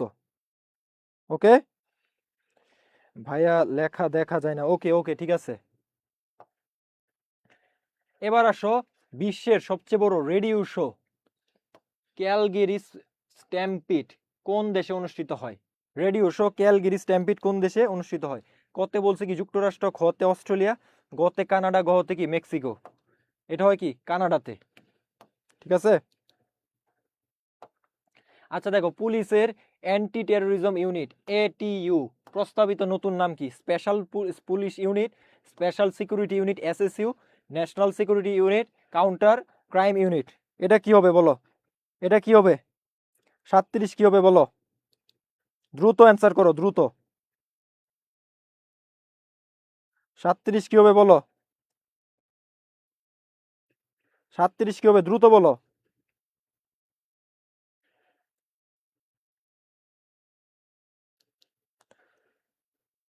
আচ্ছা দেখো, পুলিশের যে নতুন এটিইউর, আল্লাহ, আচ্ছা আচ্ছা 37 38 কি হবে? আচ্ছা এটা হবে কি স্পেশাল সিকিউরিটি ইউনিট। এই প্রশ্নটা কিন্তু আসতে পারে। পুলিশের একটা ইউনিট আছে অ্যান্টি টেরোরিজম ইউনিট, এটার প্রস্তাবিত নতুন নাম হচ্ছে কি স্পেশাল সিকিউরিটি। জানি না ভাইয়া, আপনি পুলিশ ছিলেন। তোমরা জানো কিভাবে? আচ্ছা দেখো 39, সম্প্রতি মহাবিশ্বের অদেখা কোষগুলোর ছবি তুলতে বিশ্বের বৃহত্তম ডিজিটাল ক্যামেরাটি, এটা পরীক্ষা প্রশ্ন আসতে পারে। বিশ্বের বৃহত্তম ডিজিটাল ক্যামেরাটি কোথায় স্থাপন করা হয়েছে? বিশ্বের বৃহত্তম ডিজিটাল ক্যামেরাটি কোথায় স্থাপন করা হয়েছে? এটা এটা কমেন্ট করো সবাই। 39 নাম্বার, যুক্তরাষ্ট্র, চিলি, জাপান, দক্ষিণ আফ্রিকা। কমেন্ট করো সবাই।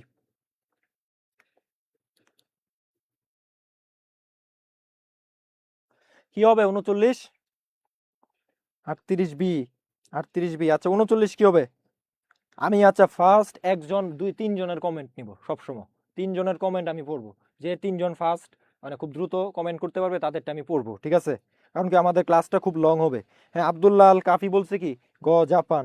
আচ্ছা দেখি আর রাজপ্রো 9 কি বলছে খ। আচ্ছা তোমরা নাম্বার দিয়া কমেন্ট করবা যে 39 এত, 40 এত, এভাবে, ঠিক আছে? হ্যাঁ সাইদ জুবাইর বলছে 39 খ। আচ্ছা আমরা সঠিক অ্যান্সার দেখি। এটা হবে কি চিলিতে, ঠিক আছে? চিলিতে হচ্ছে কি বিশ্বের বৃহত্তম ডিজিটাল ক্যামেরাটি স্থাপন করা হয়। আচ্ছা বলো তো বাংলাদেশের প্রতিবাদ স্থান কোথায়?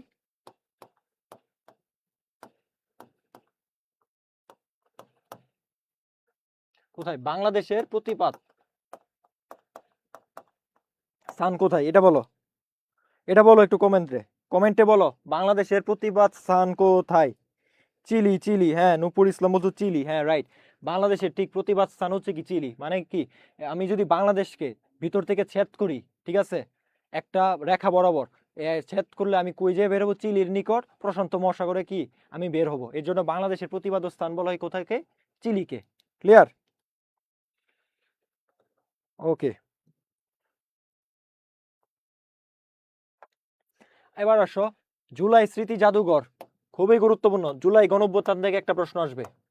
সবাই এক কথা কান খাড়া করে শোনো। আমি যেই কথাটা বলি যে এখান থেকে একটা প্রশ্ন আসবেই, এটা কোনোভাবে মিস করা যাবে না। দেখবা মিলিয়ে নিও ইনশাল্লাহ। তোমরা মিলিয়ে নিবা যে পরীক্ষা দিয়ে যে ভাইয়া তো বলছিল এই জায়গা থেকে তো প্রশ্ন আসছে, বুঝছো? যদি ক্লাসটা মনোযোগ দিয়ে না করো তাহলে আফসোস করতে হবে। ইস ভাই তো বলছিল, ভাই তো আলোচনা করছিল, আমি তো মনোযোগ দেই নাই, আমি তো এটা মিস করে গেছি, আমার তো পরীক্ষা মনে আসতেছে না। তখন শুধু আফসোস করবা এই একটা এমসিকিউর জন্য, বুঝছো? একটা এমসিকিউ কিন্তু অনেক। এই প্রতিযোগিতামূলক পরীক্ষায় একটা নাম্বার, 0.5 নাম্বার অনেক গুরুত্বপূর্ণ। এক নাম্বারের জন্য তোমার পজিশন দেখবা কি 200, 300, 400, 500 পিছনে চলে গেছে। এক নাম্বারের জন্য তোমার চান্স নাও হতে পারে, বুঝছো? এক নাম্বারের জন্য তোমার পজিশন টপ নচ, মানে টপ লেভেলে চলে যেতে পারে। তুমি তোমার প্রিয় সাবজেক্ট, প্রিয় ভার্সিটিতে কি ভর্তি হইতে পারো। সো খুবই গুরুত্বপূর্ণ, খুবই কেয়ারফুল হতে হবে, চোখ কান খোলা রেখে, বুঝছো? ক্লাস করতে হবে, পড়াশোনা করতে হবে। শুধু খালি পড়লে হবে না গাধার মতো, আমাদেরকে কি পরিশ্রম করতে হবে, কি স্মার্টলি, বুঝছো? বুঝে শুনে পরিশ্রম করতে হবে।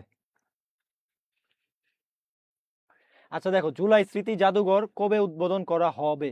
মানে এখনো হয় নাই, মানে কি হবে? এটা কমেন্টে জানো 40 কি হবে? হ্যাঁ অনেকে বলছো 40 গহ 15 আগস্ট 26। কি বলছো? আব্দুল্লাল কাফি বলছো 40 গহ। আচ্ছা চলো দেখি 5ই আগস্ট কি 2026। এই প্রশ্নটা ভেরি ভেরি গুরুত্ব মানে ইম্পর্টেন্ট। মানে জুলাই স্মৃতি জাদুঘর কবে উদ্বোধন করা হবে? 5ই আগস্ট 2026। প্রশ্নটা খুবই গুরুত্বপূর্ণ।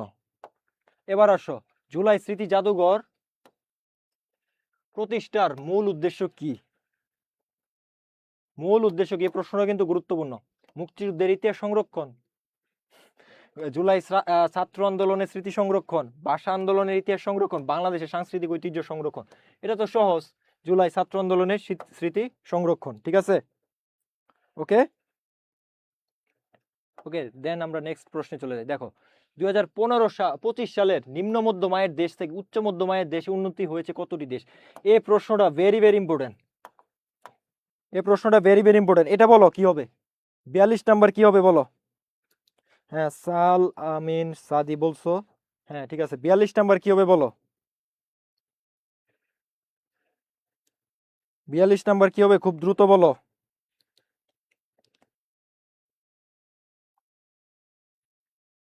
তোমরা যদি কমেন্টে না করো তাহলে আমি কারোরটা পড়বো না, আমি শুধু পড়ায় চলে যাব। দেখো কতে কি বলছে, 3 খ 4 5টি 6টি, এটা হবে কি 5টি।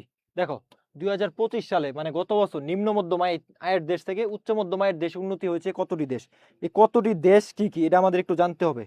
এই দেশগুলো কি কি আমাদের একটু জানতে হবে। দেখো কতে কি আছে, শ্রীলঙ্কা, কতে আছে হচ্ছে কি শ্রীলঙ্কা, তারপরে আছে ভিয়েতনাম,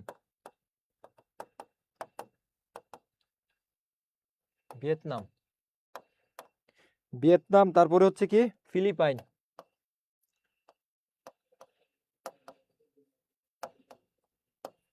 চারে হচ্ছে কি জর্ডান,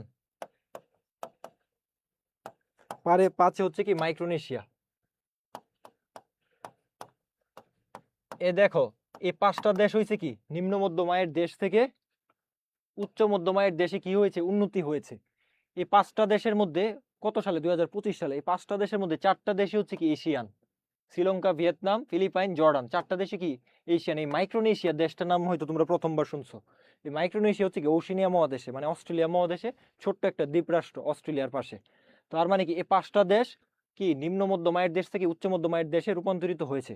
এখন প্রশ্ন করতে পারে পরীক্ষায় যে নিচের কোনটি 2025 সালে, ধরো এখান থেকে 3টা অপশন দিল, শ্রীলঙ্কা দিল, এখান থেকে তোমাদেরকে শ্রীলঙ্কা দিল, ভিয়েতনাম দিল, ফিলিপাইন দিল, আর একটা ধরো কাতার দিল।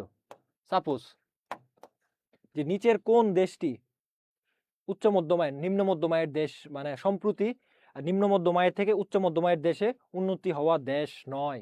এভাবে কিন্তু প্রশ্ন করে, তোমরা কিন্তু বিভিন্ন ভার্সিটির প্রিভিয়াস ইয়ারের প্রশ্নগুলো দেখলে কিন্তু দেখবা নয় এই প্রশ্ন কিন্তু লাগাই দেয়। তখন কি হবে, কাতার। তার মানে কি এই বাকি 4টা দেশ হচ্ছে কি নিম্ন মধ্যম আয়ের দেশ থেকে উচ্চ মধ্যম আয়ের দেশে কি হয়েছে, রূপান্তরিত হয়েছে। ক্লিয়ার?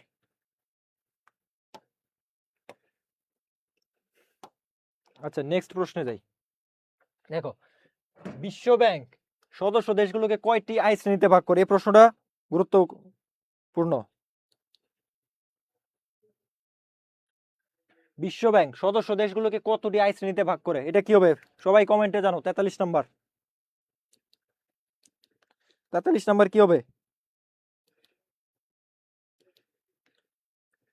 43 কি হবে সবাই কমেন্টে জানাও।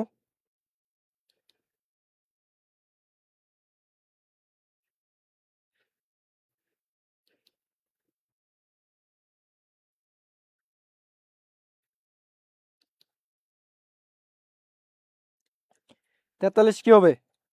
আচ্ছা দেখো বিশ্ব ব্যাংক সদস্য দেশগুলোকে কয়টি আয় শ্রেণীতে ভাগ করেছে, কতে হচ্ছে কি 3টি, খতে হচ্ছে 4টি, গত হচ্ছে কি 5টি, গত হচ্ছে কি 6টি। এটা উত্তর হবে কি 4টি। মানে কি বিশ্ব ব্যাংক একটা দেশকে 4টি ভাগে ভাগ করে ক্যাটাগরাইজ করে। একটা হচ্ছে কি উচ্চ আয়ের দেশ, উচ্চ আয়, ঠিক আছে, একটা হচ্ছে উচ্চ মধ্যম, উচ্চ মধ্যম, উচ্চ আয় উচ্চ মধ্যম, আরেকটা হচ্ছে কি নিম্ন আয়, নিম্ন আয়, আরেকটা হচ্ছে কি নিম্ন মধ্যম। মানে বিশ্ব ব্যাংক হচ্ছে কি এই 4টা শ্রেণীতে কি করে ভাগ করে, বুঝছো দেশগুলাকে। বাংলাদেশ সম্প্রতি এই নিম্ন মধ্যম আয়ের দেশ থেকে নিম্ন আয়ের দেশ থেকে কি নিম্ন মধ্যম আয়ের দেশে যাওয়ার কি গৌরব অর্জন করেছে বিশ্ব ব্যাংকের মতে, ঠিক আছে। ওকে, এবার দেখো অনলাইন পেমেন্টকে অধিকতর নিরাপদ ও ঝামেলা মুক্ত করতে ভিসা, ভিসা হচ্ছে একটা কার্ডের নাম, মাল্টি কারেন্সি কার্ড আর কি। ভিসা সিকিউর, ভিসা পে হোয়ার, ভিসা পেমেন্ট পাস কি, ভিসা ডিজিটাল ওয়ালেট, এটা কি হবে দেখো ভিসা পেমেন্ট পাস কি। আচ্ছা দেখো সম্প্রতি বিশ্ব ব্যাংক চীনের পাশাপাশি কোন দেশের জন্য 2031 সালের পর উন্নয়ন ঋণ বন্ধে সম্মত হয়েছে, এই প্রশ্নটা গুরুত্বপূর্ণ। মানে কি বিশ্ব ব্যাংক হচ্ছে কি উন্নত দেশগুলোকে ঋণ দিতে চায় না, বিশ্ব ব্যাংক হচ্ছে কি উন্নত দেশগুলোকে ঋণ দিতে চায় না। তো এখন বলছে কি 2031 সালে, বুঝছো, পর কোন ঋণ বন্ধে সম্মত হয়েছে। দেখো বিশ্বব্যাংক চীনের পাশাপাশি মানে চীনকে হচ্ছে কি 31 সালের পর আর ঋণ দিবে না, বুঝছো। এই চীনের পাশাপাশি আর কোন দেশকে বিশ্বব্যাংক ঋণ দিবে না সিদ্ধান্ত নিছে, এটা কি হবে, ভারত, ভিয়েতনাম, পাকিস্তান, পোল্যান্ড, এটা কি হবে 45 কি হবে। আজকের পড়াগুলা মনে রাখা কঠিন, আজকে তোমরা মনোযোগ দিয়ে ক্লাস করো তাইলে মনে রাখতে পারবা। পোল্যান্ড মানে হচ্ছে কি 2031 সালে চায়না এবং কি পোল্যান্ড এই দুটো দেশকে কি করবে না বিশ্বব্যাংক আর ঋণ দিবে না 2031 সালের পর থেকে, বুঝছো? মানে কি করবে না, ঋণ দিবে না বিশ্বব্যাংক। প্রশ্নটা গুরুত্বপূর্ণ। আচ্ছা, আমরা নেক্সটে যাই। দেখো, পঞ্চম জাতিসংঘ পুলিশ প্রধানদের সম্মেলন ইউএন কোপস কোথায় অনুষ্ঠিত হয়? জেনেভা সুইজারল্যান্ড, নিউ ইয়র্ক যুক্তরাষ্ট্র, ফ্রান্স প্যারিস, ভিয়েনা অস্ট্রিয়া। এটা কি হবে? এটা হবে কি নিউ ইয়র্ক যুক্তরাষ্ট্র, রাইট? ভাইয়া এই সব এমসিকিউ গুলোর পিডিএফ দিয়ে দিয়ে না আমাদের হোয়াটসঅ্যাপ গ্রুপে। হ্যাঁ, পিডিএফ পেয়ে যাবা তোমরা। আচ্ছা দেখো, বাংলাদেশে জুলাই গণঅভ্যুত্থান দিবস পালিত হয় কত তারিখে? এটা বলো। এটা খুবই সহজ একটা প্রশ্ন। 47 কি হবে বলো? 47 কি হবে বলো?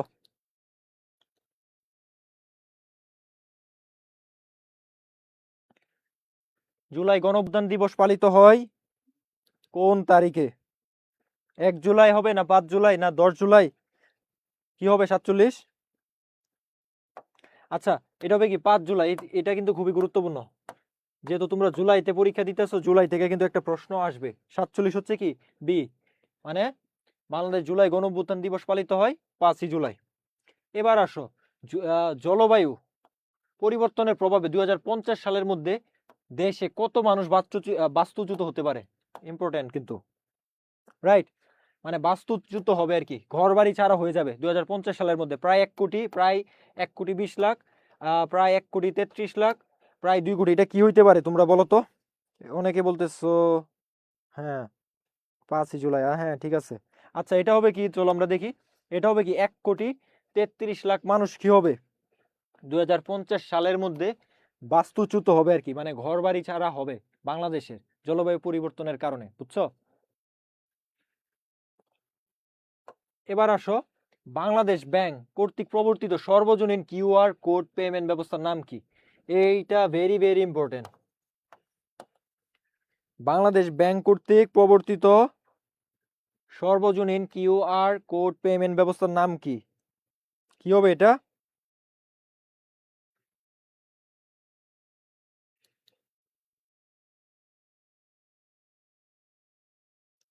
বাংলা পে, খতে আছে কি বাংলা কিউআর, গতে আছে ডিজিটাল কিউআর, গহতে আছে কি স্মার্ট পে। এটা হবে কি বাংলা কিউআর, ঠিক আছে? এই প্রশ্নটা ভেরি ভেরি ইম্পর্টেন্ট এখানে। আজকে খুব গুরুত্বপূর্ণ এমসিকিউ গুলো নিয়ে আসতেছি, তো তোমরা যারা ক্লাসটা করবা না, মিস করবা, ঠিক আছে? খুব গুরুত্বপূর্ণ জিনিসগুলো কিন্তু মিস করে যাবা। স্মার্ট পে বলছো কি? হোসেন আহমেদ হৃদয় বলছো কি স্মার্ট পে? না, স্মার্ট পে হবে না, এটা হবে কি বাংলা কিউআর, বলে দিছি। দেখো, এবার দেখো, আইপিইএফ এর পূর্ণরূপ কি? পূর্ণরূপ থেকে কিন্তু একটা প্রশ্ন আসে। Indo Pacific economic forum, international Pacific economic forum, Indo Pacific economic framework, international partnership economic framework. এটা হবে কি ইন্দো প্যাসিফিক ইকোনমিক ফ্রেমওয়ার্ক। এই ইয়াটা কিন্তু গুরুত্বপূর্ণ, পূর্ণরূপটা, ঠিক আছে?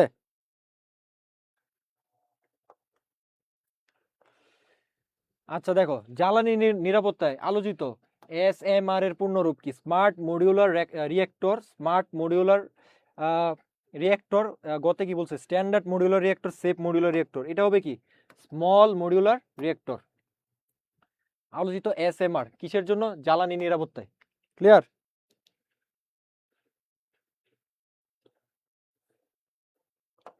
আচ্ছা দেখো, হজরত শাহজালাল, এই প্রশ্নটা ভেরি ভেরি ইম্পর্টেন্ট। এই প্রশ্নটা আসবে, দেখো কতগুলা স্টার দিছি, দেখছো কতগুলা স্টার দিছি। হজরত শাহজালাল আন্তর্জাতিক বিমানবন্দরে 3য় টার্মিনাল নির্মাণে ঋণ সহায়তা দিয়েছে কে? এটা কি হবে? 52 কি হবে? দ্রুত বলো, 52 কি হবে? 52 নাম্বার এমসিকিউ কি হবে? দ্রুত বলো।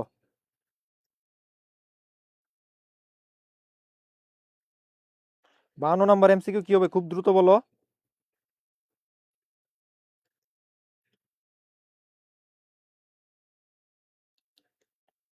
দ্রুত বলো, দ্রুত, এটা কিন্তু পারতে হবে, এই এমসিকিউটা আসবেই।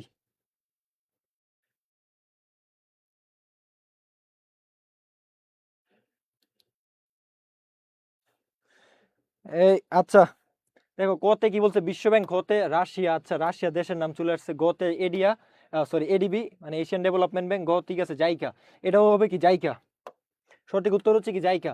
দেখো বাংলাদেশ শাহজালাল আন্তর্জাতিক বিমানবন্দর, বিমানবন্দরের থার্ড টার্মিনাল নির্মাণে ঋণ সহায়তা দিছে কি জাইকা। এই জাইকা হচ্ছে কি জাপানের একটা আন্তর্জাতিক, বুঝছো, আন্তর্জাতিক সহযোগিতা সংস্থা, জাপানের আন্তর্জাতিক সহযোগিতা সংস্থা JICA, J I C A, Japan International Cooperation Agency, JICA. ঠিক আছে, সে করছে কি বাংলাদেশকে ঋণ দিছে তৃতীয় থার্ড টার্মিনাল নির্মাণে, বুঝছো। এবং আরেকটা প্রশ্ন করতে পারে যে বাংলাদেশের থার্ড টার্মিনাল নির্মাণে মানে সম্প্রতি বাংলাদেশের এই যে শাহজালাল আন্তর্জাতিক বিমানবন্দরে তৃতীয় টার্মিনালের পরিচালনার দায়িত্ব পাচ্ছে কোন দেশ?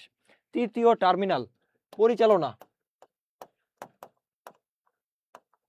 পরিচালনার দায়িত্ব দায়িত্ব পাচ্ছে কোন দেশ? এটা হবে কি জাপান। ঠিক আছে, থার্ড টার্মিনাল নির্মাণে ঋণ দিয়েছে কে? জাপান, বুঝছো। এবং থার্ড টার্মিনাল পরিচালনার দায়িত্ব পেয়েছে কে? জাপান। ক্লিয়ার? জাপানের জায়গা দিয়েছে। বিশ্বব্যাংক বলতেছো? না বিশ্বব্যাংক না, জাপান আমাদেরকে অনেক সাহায্য করে। হ্যাঁ জাপান আমাদের অনেক সাহায্য করে, রাইট। ওকে, দেখো ঢাকা বিশ্ববিদ্যালয়ের জন্মদিন কত তারিখে? এটা কি হবে? 5ই জুলাই, 4ই জুলাই, 1ই জুলাই, 9ই জুলাই? এটা হবে কি 1ই জুলাই, ঢাবির জন্মদিন, রাইট। আচ্ছা দেখো, মুদ্রার নীতি ঘোষণা করে কে? এটা কিন্তু সাম্প্রতিক না, এটা কিন্তু সাম্প্রতিক সাথে রিলেভেন্ট ব্যাকগ্রাউন্ড থেকে প্রশ্ন আসছে। আমি বলছি কি তোমাদেরকে যে সবসময় সাম্প্রতিক থেকে প্রশ্ন আসবে না, সাম্প্রতিকের একটু পিছন থেকে ব্যাকগ্রাউন্ড থেকে কি করে মাঝে মধ্যে প্রশ্ন দিয়ে দেয়, বুঝতে পারছো? দেখো, এই মুদ্রানীতি ঘোষণা করে কি? অর্থ মন্ত্রণালয়, অর্থমন্ত্রী, প্রধানমন্ত্রী, বাংলাদেশ ব্যাংক। এটা কি হবে বলো? এটা তোমরা যারা নর্মাল মানে বেসিক জিকে গুলো পড়ে আসছো এটা পারার কথা, বা এইচএসসি তে যারা ইকোনমিক্স পড়ছো এটা পারার কথা। এটা কি হবে বলো? 54 নম্বর এমসিকিউ কি হবে? দ্রুত বলো।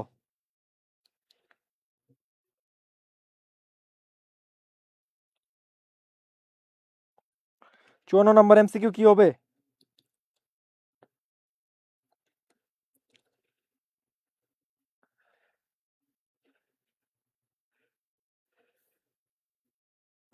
আচ্ছা দেখো, বাংলাদেশ ব্যাংক মানে কি? দেশের মুদ্রানীতি ঘোষণা করে কে? বাংলাদেশ ব্যাংক। এই এমসিকিউটা অনেক গুরুত্বপূর্ণ।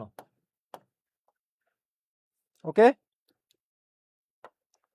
আচ্ছা দেখো, জাতিসংঘের খাদ্য ও কৃষি সংস্থা এফএও মানে ফাও এর সদর দপ্তর কোথায়? Geneva, Switzerland, Vienna, Austria, Rome, Italy, New York, যুক্তরাষ্ট্র। সদর দপ্তর থেকে একটা প্রশ্ন আসে, সদর দপ্তর থেকে কিন্তু একটা প্রশ্ন আসে, রাইট। এটা হবে কি রোম, ইতালি। ঠিক আছে, এফএও এর সদর দপ্তর কোথায়? Rome, Italy.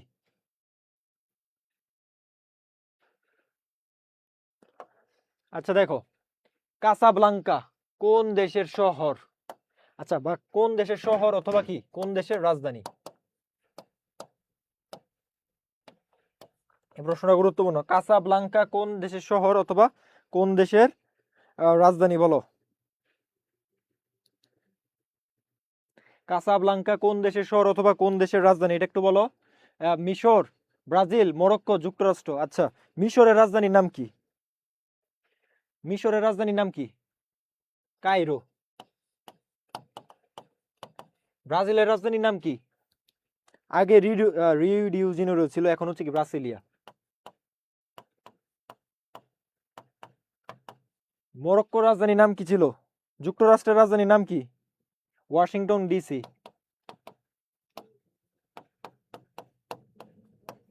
তার মানে কি কাসাব্লাঙ্কা হচ্ছে কি মরক্কোর রাজধানীর নাম।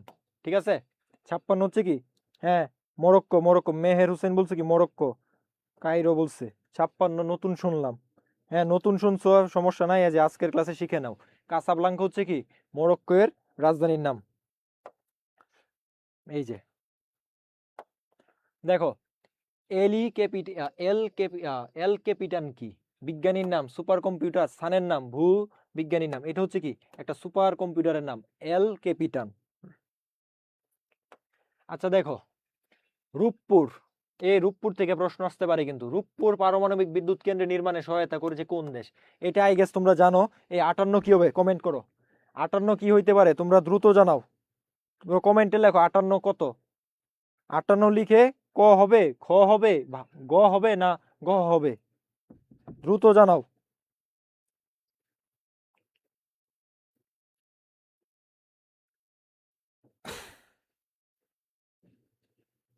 হ্যাঁ রাশিয়া। হ্যাঁ, ফার্স্ট কমেন্ট পেয়েছি, সিজানুর রহমান সিয়াম রাশিয়া। হ্যাঁ থ্যাংক ইউ। হোসেন আহমেদ হৃদয় বলছো কি রাশিয়া, আর নুপুর ইসলাম বলছো রাশিয়া। তার মানে কি এটা রাশিয়া? তোমরা কমেন্ট করছো দেখে কি রাশিয়া না? তোমরা কি সঠিক উত্তর দিয়েছো? থ্যাংক ইউ, যারা সঠিক উত্তর দিয়েছো তাদেরকে আমার পক্ষ থেকে থ্যাংক ইউ। রাশিয়া। সো এই প্রশ্নটা কিন্তু ইম্পর্টেন্ট। রূপপুর পারমাণবিক বিদ্যুৎ কেন্দ্র নির্মাণে সহায়তা করেছে কে? রাশিয়া। আচ্ছা দেখো, জাতীয় রাজস্ব বোর্ড এনবিআর এর নতুন চেয়ারম্যানের নাম কি? এটা কি হবে? এটা হবে কি আহসান হাবীব। এবার এবার প্রশ্নগুলো কিন্তু মাঝে মধ্যে দিয়ে ফেলে পরীক্ষায়, বুঝছো? আহসান হাবীব। জাতীয় রাজস্ব বোর্ড এনবিআর এর নতুন চেয়ারম্যানের নাম কি? আহসান হাবীব।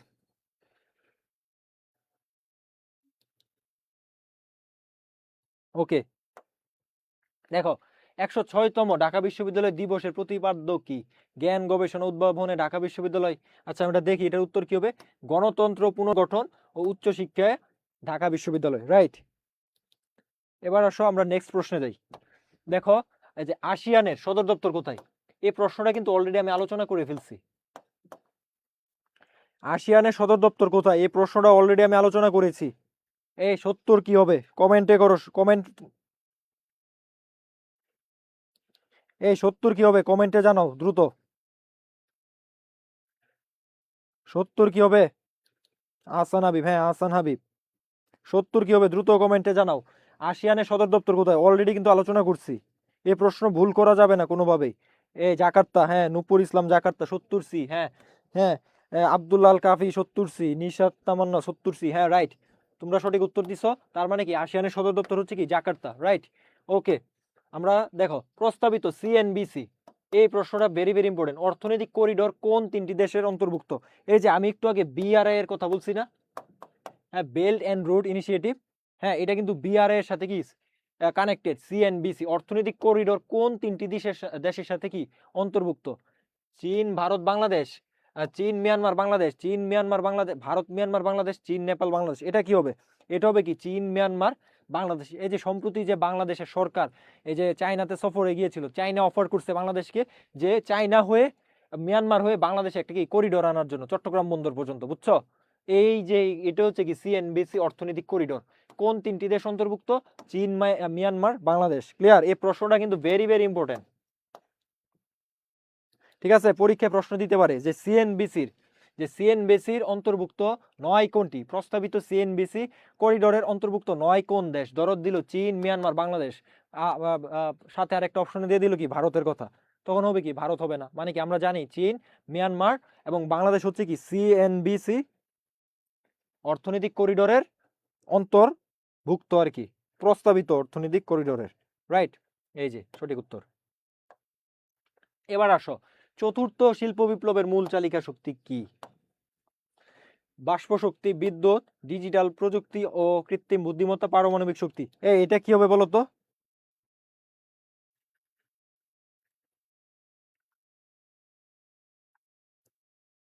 এটা কি হবে বলো? আচ্ছা 61 থেকে 69। আচ্ছা প্যারা নাই, এমসিকিউ গুলো থাকলে হয়েছে, এখানে নাম্বার মিস্টেক হতেই পারে। স্লাইড বানানোর সময় নাম্বার মিস্টেক হতেই পারে, এটা ব্যাপার না। নাম্বার ডাজন্ট ম্যাটার, বুঝছো? তোমার ম্যাটার হচ্ছে কি এই এমসিকিউ গুলা করো আর কি, এমসিকিউ গুলো আছে কিনা। সো এটা নিয়ে প্যারা খাওয়ার কিছু নাই। চতুর্থ শিল্প বিপ্লবের চালিকা শক্তি কি? 72 কি হবে বলো? সি, সি ডিজিটাল প্রযুক্তি, কৃত্রিম বুদ্ধিমত্তা। হ্যাঁ, স্নিগ্ধা রানী বলছো সি, নাসিয়া নূর হা বলছো কি সি, ডিজিটাল প্রযুক্তি। Okay right. আচ্ছা ঠিক আছে, আমরা দেখি কি ডিজিটাল প্রযুক্তি ও কৃত্রিম বুদ্ধিমত্তা। আচ্ছা এবার আসো, রাশিয়া সম্প্রতি ইউক্রেনের কোন শহর দখলের দাবি করেছে? কিয়েভ। কিয়েভ তো আগে দখল করে ফেলছে। খার্কিভ, কোসচি, আন্তিনিভকা। ওরে কি কঠিন উচ্চারণ, তা আমার উচ্চারণ করতে দাঁত ভেঙে যায় আর কি। কোসচি আন্তিনিভকা, উচ্চারণ করতে দাঁত ভেঙে যায়। ওডেসা। আচ্ছা এটা কি হবে? এটা হবে কি এই যে যে উচ্চারণটা করতে দাঁত ভেঙে যাচ্ছে এটাই আর কি। রাশিয়া সম্প্রতি ইউক্রেনের কোসচি আন্তিনিভকা শহর কি করছে? দখল করে ফেলছে, রাইট।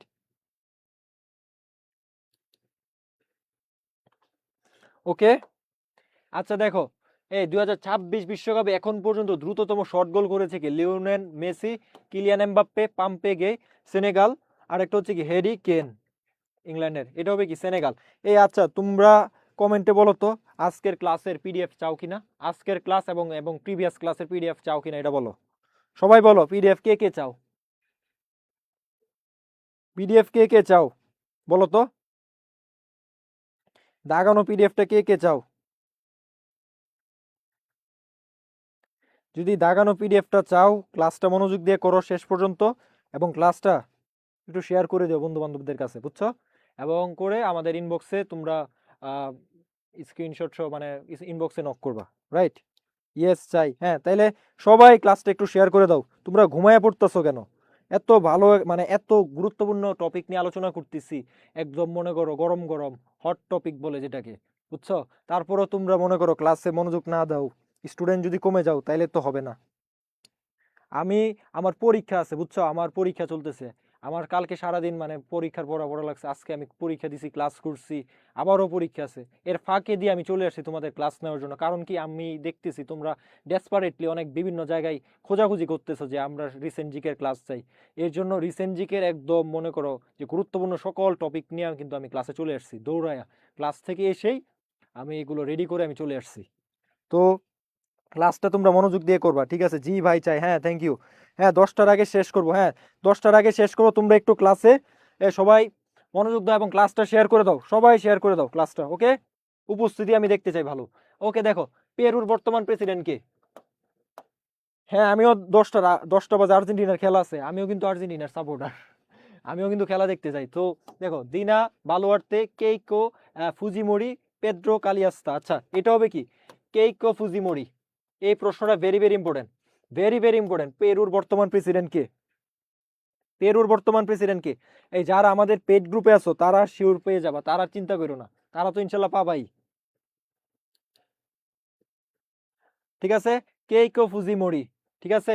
পেরুর বর্তমান প্রেসিডেন্ট হচ্ছে কি কেইকো ফুজিমোরি। দেখো, সম্প্রতি ইউক্রেনকে ট্রেন কেনার জন্য 390 কোটি ইউরো ঋণ দিয়েছে কোন সংস্থা? বিশ্বব্যাংক, আন্তর্জাতিক মুদ্রা তহবিল, ইউরোপীয় ইউনিয়ন, ইউরোপীয় বিনিয়োগ সংস্থা। এটা কি হবে চলো আমরা দেখি।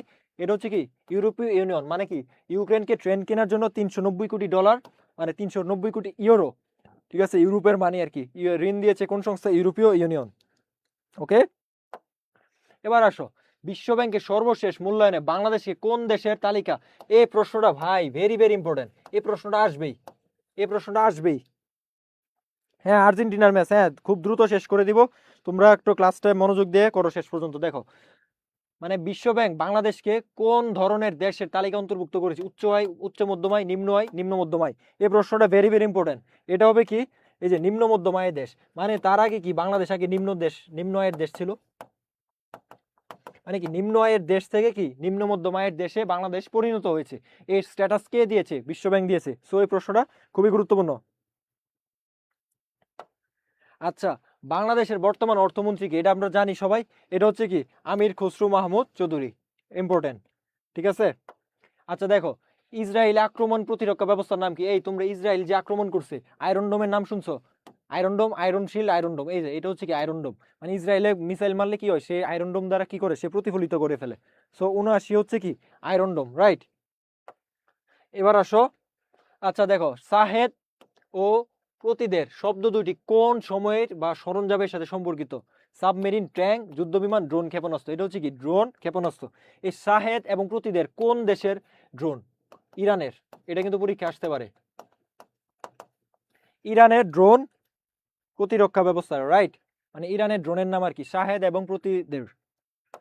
আচ্ছা দেখো, বিএসএফ কোন দেশের সীমান্তরক্ষী বাহিনী? আমরা সবাই জানি বাংলাদেশ, পাকিস্তান, ভারত, মিয়ানমার। কি হবে?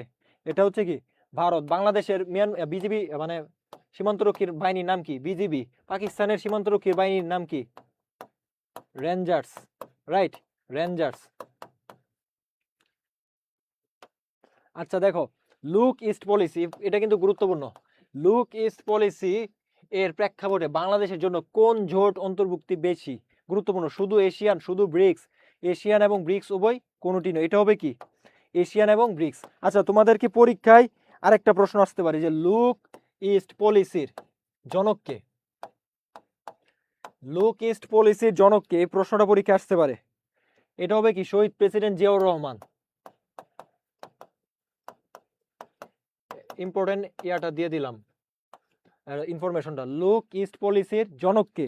এটা হচ্ছে কি শহীদ প্রেসিডেন্ট জিয়াউর রহমান। আচ্ছা দেখো, তিস্তা মহাপরিকল্পনা কোন দেশের মধ্যে দ্বিপাক্ষিক সম্পদ নিয়ে আলোচনা? এটা কি হবে? এটা কিন্তু গুরুত্বপূর্ণ। কোন দেশের মধ্যে দ্বিপাক্ষিক সম্পর্ক নিয়ে আলোচনা? বাংলাদেশ চায়না, বাংলাদেশ ভারত, নেপাল, ভুটান। তোমরা, আমি জানি ড্যাম শিওর তোমরা কি করবা, বাংলাদেশ চায়না এবং কি বাংলাদেশ ভারত এই দুটার মধ্যে গুলাই ফেলবা, রাইট? সো দেখো, তিস্তা মহাপরিকল্পনা কোন দুটি দেশের মধ্যে দ্বিপাক্ষিক সম্পদ? এখানে বলছে কি দ্বিপাক্ষিক সম্পদ, রাইট? মানে কি সম্পদের বিষয় নিয়ে আলোচনা। তো বাংলাদেশ চায়নার কি, তিস্তা নদী কি বাংলাদেশ এবং চায়নার সাথে বর্ডার শেয়ার করে হয়েছে? তিস্তা নদী কি বাংলাদেশ চায়না বর্ডারে আছে? না। কোন বর্ডারে আছে? বাংলাদেশ এবং ভারত। মানে কি ভারত থেকে তিস্তা নদীটা বাংলাদেশে প্রবেশ করছে, রাইট? সো কি করছে, ভারত আমাদেরকে পানি দেয় না। এর জন্য হচ্ছে কি আমরা ভারতের সাথে বারবার নেগোসিয়েশনে যাই, কিন্তু ভারত আমাদেরকে পাত্তা দেয় না। এর জন্য হচ্ছে কি আমরা তিস্তা মহাপরিকল্পনা নিতে চাচ্ছি। সো আমাদের সম্পদটাকে ভাগাভাগি করার জন্য, আমাদের ন্যায্য দাবিটা আমরা বুঝে নেওয়ার জন্য। সো এটা হচ্ছে কি বাংলাদেশ এবং ভারতের পানি সম্পদ নিয়ে আলোচনা, রাইট? কিন্তু তিস্তা পরিকল্পনাটা বাস্তবায়নে সাহায্য করছে কোন দেশ? সেক্ষেত্রে হবে কি চায়না। এবার আসো, ইরানের কেন্দ্রীয় ব্যাংকের নাম কি? Central bank of Iran. এটা হবে কি ব্যাংক মার্কাজি। এই প্রশ্নটা গুরুত্বপূর্ণ। আচ্ছা দেখো, কোন অর্থ বছরে মুদ্রানীতিতে 10% সুদ হার উল্লেখ রয়েছে? এটা কিন্তু গুরুত্বপূর্ণ। এটা হচ্ছে কি 26-27 অর্থ বছরে। এবার আসো, 2026-27 অর্থ বছরে জন্য করমুক্ত আয় সীমা কত নির্ধারণ করা হচ্ছে? এটাও কিন্তু গুরুত্বপূর্ণ, বাজেট রিলেটেড। 3 লাখ টাকা, 3.5 লাখ টাকা, 4 লাখ টাকা।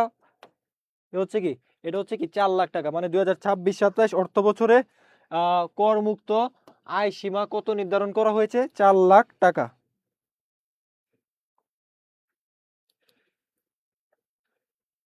এই প্রশ্নটা কিন্তু গুরুত্বপূর্ণ। এবার আসো, কত সালে ইরানে ইসলামী প্রজাতন্ত্র প্রতিষ্ঠিত হয়? এই যে এটা কিন্তু আলোচনা করছি অলরেডি। 1989 সালে। কিসের মাধ্যমে? ইরানের ইসলামিক বিপ্লবের মাধ্যমে। এবার আসো, আয়াতুল্লাহ আল খামিনির দাফন কবে সম্পূর্ণ হবে? এই প্রশ্নটা খুবই খুবই গুরুত্বপূর্ণ হইতে পারে। কারণ কি, তোমরা পরীক্ষা দিবা কয় তারিখ? 11 তারিখ।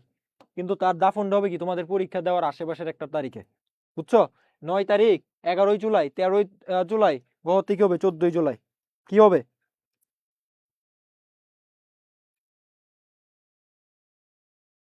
কি হবে এটা? এটা হবে কি 9 জুলাই। দাফন সম্পূর্ণ হবে কত তারিখ? 9 জুলাই। এবার আসো, ইরানের প্রথম ধর্মীয় নেতা কে ছিলেন? আমি বলছি কি ইরান এবং আয়াতুল্লাহ খামিনি, এখান থেকে একটা প্রশ্ন আসবেই আসবে। এর জন্য এই ক্লাসে মানে স্লাইডে যতগুলো তথ্য আছে সবগুলো মনে রাখা ট্রাই করবা। দেখো, আয়াতুল্লাহ রুহুল্লাহ খমিনি। আচ্ছা, এই যে খমিনি যে একটা এর নাম, এটা হচ্ছে কি একটা উপাধির নাম, বুঝছো? এই খমিনি হচ্ছে কি উপাধি। দেখো সবার নামের পিছনে খামেনি, খাতামে এইসব কিন্তু আছে। এটা এটা এটা হচ্ছে কি উপাধির নাম। এবার আসো, আয়াতুল্লাহ আলী খামেনি ইরানের কততম সর্বোচ্চ নেতা? দ্বিতীয়।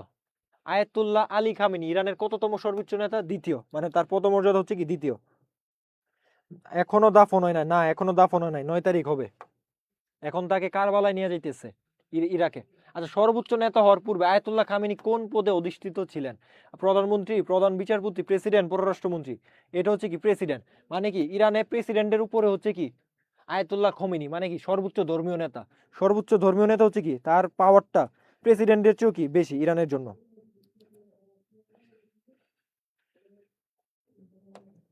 এবার দেখো, আয়াতুল্লাহ খামেনি কত বছর মেয়াদে ইরানের প্রেসিডেন্টের দায়িত্ব পালন করেন? কতে বলছে কি 4 বছর, খতে বলছে 5 বছর, গতে 8 বছর, গহতে 10 বছর। আমি একটু দ্রুত যাব, যারা দ্রুত রেসপন্স করতে পারবা তাদের কমেন্টগুলো আমি দেখার ট্রাই করব, তাদের উত্তরগুলো আমি নেব। ঠিক আছে, 8 বছর। আয়াতুল্লাহ খোমেনি কত বছর মেয়াদে ইরানের প্রেসিডেন্টের দায়িত্ব পালন করেন? কত বছর মেয়াদে, মানে তার মেয়াদ ছিল আর কি 8 বছর। আচ্ছা দেখো, ইরানের শাসন ব্যবস্থায় চূড়ান্ত বা সর্বোচ্চ ক্ষমতার অধিকারী কে? এটা আমরা জানি, প্রেসিডেন্ট, প্রধান বিচারপতি, প্রধানমন্ত্রী, সর্বোচ্চ ধর্মীয় নেতা। এটা হচ্ছে কি সর্বোচ্চ ধর্মীয় নেতা। আচ্ছা দেখো, ইরানের সর্বোচ্চ ধর্মীয় নেতাকে নির্বাচিত করে কোন সংস্থা? ইসলামিক রেভলিউশনারি গার্ড, বিশেষ পরিষদ, অ্যাসেম্বলি অফ এক্সপার্ট, ইরানের সংসদ, অভিভাবক পরিষদ। এটা কি হবে? বিশেষজ্ঞ পরিষদ। সর্বোচ্চ ধর্মীয় নেতা কি করে? নির্বাচিত করে।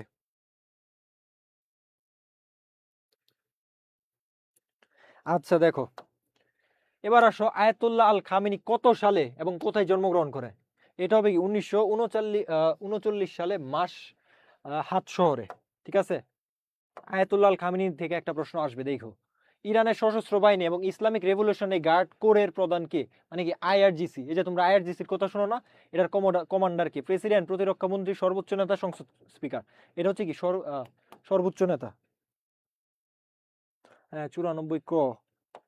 আচ্ছা, দেখো, আয়াতুল্লাহ খামেনি কত বছর বয়সে মৃত্যুবরণ করেন? তার বয়স কত ছিল? সে যে মৃত্যুবরণ করছে 86 বছর বয়সে। এবার আসো, খামেনি সর্বোচ্চ নেতা হওয়ার পর 1989 সালে ইরানের সংবিধানে কোন পদটি বিলুপ্ত করা হয়? এটা হচ্ছে কি প্রধানমন্ত্রী পদ। মানে ইরানে কি নাই, প্রধানমন্ত্রী নাই, ইরানে হচ্ছে কি প্রেসিডেন্ট, এবং প্রেসিডেন্টের উপরে হচ্ছে কি ধর্মীয় নেতা। ক্লিয়ার? এবার আসো, ইরানের সর্বোচ্চ নেতার পদের মেয়াদকাল কত বছর? 5 বছর, 10 বছর, 15 বছর? এই প্রশ্নটা ভেরি ভেরি ইম্পর্টেন্ট এখান থেকে। এই প্রশ্নটা ভেরি ভেরি ইম্পর্টেন্ট এখান থেকে, ভেরি ভেরি ইম্পর্টেন্ট। দেখো, 5, 10, 15, এটা হচ্ছে কি আমৃত্যু বা আজীবন। এটার উত্তর হচ্ছে কি আমৃত্যু বা আজীবন। ইরানের সর্বোচ্চ নেতার পদের মেয়াদকাল হচ্ছে কি আমৃত্যু বা আজীবন।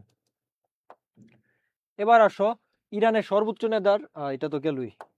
আচ্ছা দেখো, আয়াতুল্লাহ খামেনির মৃত্যুর পর তার কোন পুত্রকে সম্ভাব্য উত্তরসূরি হিসেবে আন্তর্জাতিক মিডিয়ায় সবচেয়ে বেশি আলোচনা করা হচ্ছে? Mostafa Khamenei, Masud Khamenei? এটা হবে কি, আরে চলে গেল, মোস্তফা খামেনি। তোমরা এখন দেখবা মোস্তফা খামেনিকে কিন্তু মিডিয়াতে দেখা যাচ্ছে, সে বিভিন্ন ভাষণ দেয়। তাকে হচ্ছে কি সর্বোচ্চ ধর্মীয় নেতা হিসেবে তাকে বানানোর জন্য একটা কথাবার্তা আলোচনা চলছে।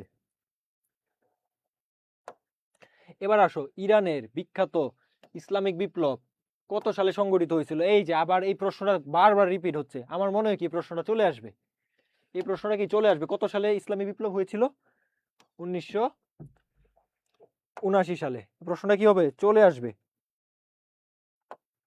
দেখো, আয়াতুল্লাহ খামেনি কোন দেশের বিমান হামলায় নিহত হন? এই যে আমি কিন্তু একটু আগে আলোচনায় বলছি কোন দেশের বিমান হামলায় নিহত হন। হ্যাঁ, মোস্তফা খামেনি। 101 আল কাফি 2 আদিবা মিলা বলছো খ।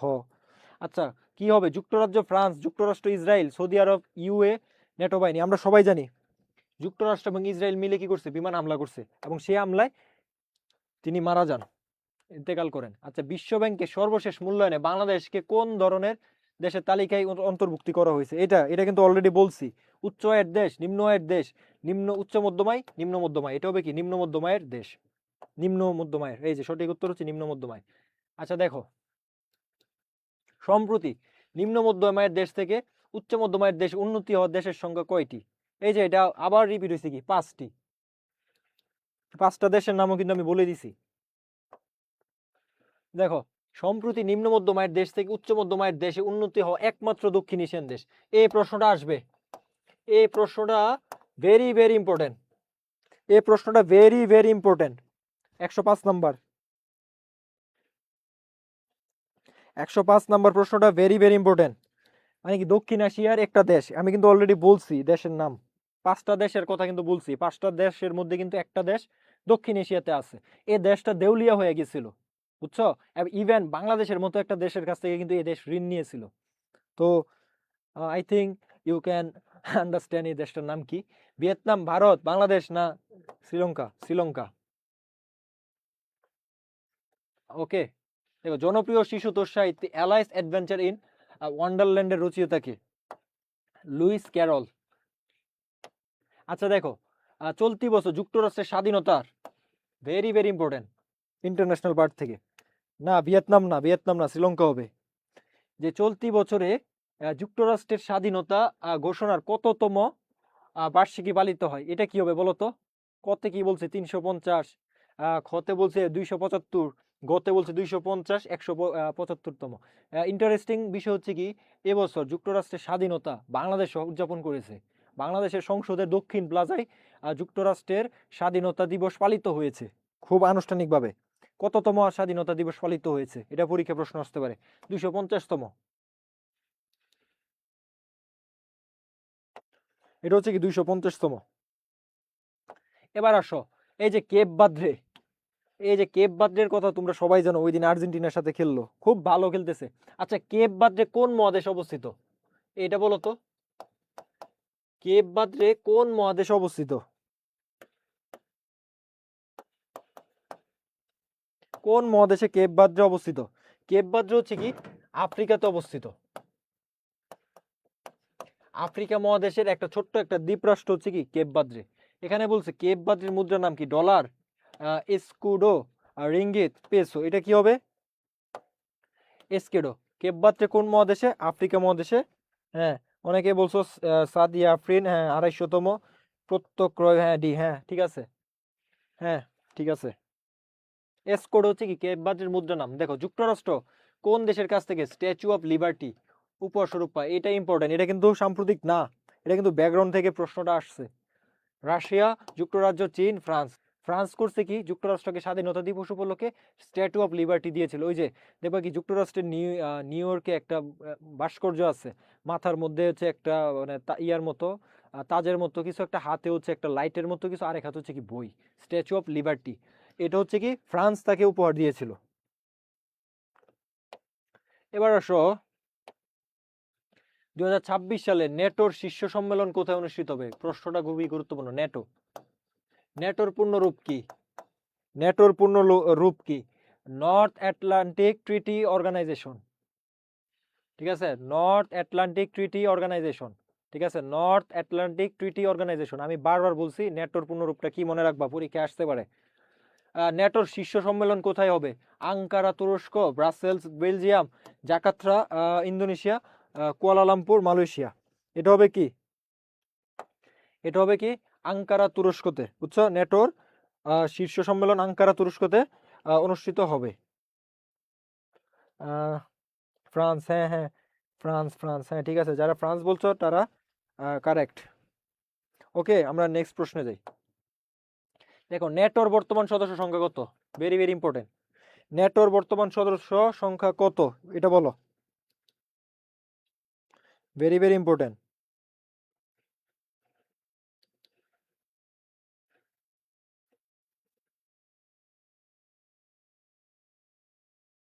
30টি, 31টি, 32টি, কি হবে?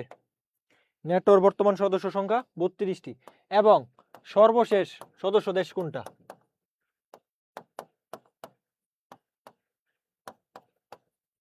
সর্বশেষ সদস্য দেশ কোনটা নেটো? সর্বশেষ সদস্য দেশ হচ্ছে কি সুইডেন। এই প্রশ্নটা গুরুত্বপূর্ণ। নেটোর সদস্য সংখ্যা হচ্ছে 32 এবং সর্বশেষ সদস্য সংখ্যা হচ্ছে কয়টা, কোনটা? সুইডেন। এখান থেকে কিন্তু প্রশ্ন আসতে পারে, রাইট। এবার আসো নেটোর এই যে চলে আসছে 32তম সদস্য দেশ, মানে 32তম সদস্যই হচ্ছে কি সর্বশেষ সদস্য। বলতে পারে কি তোমাকে 32তম সদস্য দেশের কথা বলো, কিংবা সর্বশেষ সদস্য কোনটা হবে? এটা সুইডেন, অলরেডি আমি বলছি। হ্যাঁ সুইডেন, নূপুর ইসলাম বলছো কি সুইডেন, হ্যাঁ রাইট। ওকে, নেক্সট দেখো বাংলাদেশের প্রথম এবং একমাত্র গভীর সমুদ্র বন্দর কি? ভেরি ভেরি ইম্পর্টেন্ট, এই প্রশ্নটা ভেরি ভেরি ইম্পর্টেন্ট। বাংলাদেশের প্রথম এবং একমাত্র গভীরতম সমুদ্র বন্দর কি? চট্টগ্রাম সমুদ্র বন্দর না, এটা বাংলাদেশের প্রথম সমুদ্র বন্দর। পায়রা সমুদ্র বন্দর না, মাতারবাড়ি সমুদ্র বন্দর, মংলা সমুদ্র বন্দর। আচ্ছা এখানে একটা বিষয় আছে, আমি একটু আলোচনা করি। চট্টগ্রাম সমুদ্র বন্দর হচ্ছে কি বাংলাদেশের প্রথম প্রথম সমুদ্র বন্দর, রাইট। এখন বাংলাদেশের দ্বিতীয় সমুদ্র বন্দর কোনটা? মংলা সমুদ্র বন্দর। এখন বাংলাদেশের তৃতীয় সমুদ্র বন্দর কোনটা? পায়রা সমুদ্র বন্দর। এখন তোমাকে যদি পরীক্ষায় প্রশ্ন করে যে স্বাধীন বাংলাদেশের, দেখো যদি বলে বাংলাদেশের প্রথম সমুদ্র বন্দর কোনটা, তাইলে হবে কি চট্টগ্রাম। বুঝতে পারছো? দেখো পরীক্ষায় কিন্তু তোমাকে ঘুরায় প্রশ্ন করতে পারে, আমি কিন্তু ভাইয়া সব বলে দিতেছি, ক্লাসটা কান খাড়া করে শোনো, পরীক্ষায় ভুল করা যাবে না কোনোভাবেই। দেখো যদি বলে স্বাধীন বাংলাদেশের, স্বাধীন বাংলাদেশের, বাংলাদেশের প্রথম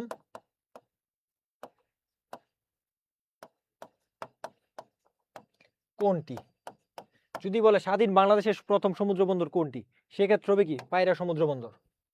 এখন প্রশ্ন করতে পারো ভাইয়া কিভাবে? আচ্ছা কিভাবে আমি বলতেছি, দেখো দেখো চট্টগ্রাম সমুদ্র বন্দর ছিল কি বাংলাদেশ স্বাধীন হওয়ার আরো আগে, ব্রিটিশ আমলে ছিল। ইভেন ব্রিটিশ আমলেরও কি আরো আগে মোগলদের আমলে কি চট্টগ্রাম সমুদ্র বন্দরের অস্তিত্ব ছিল।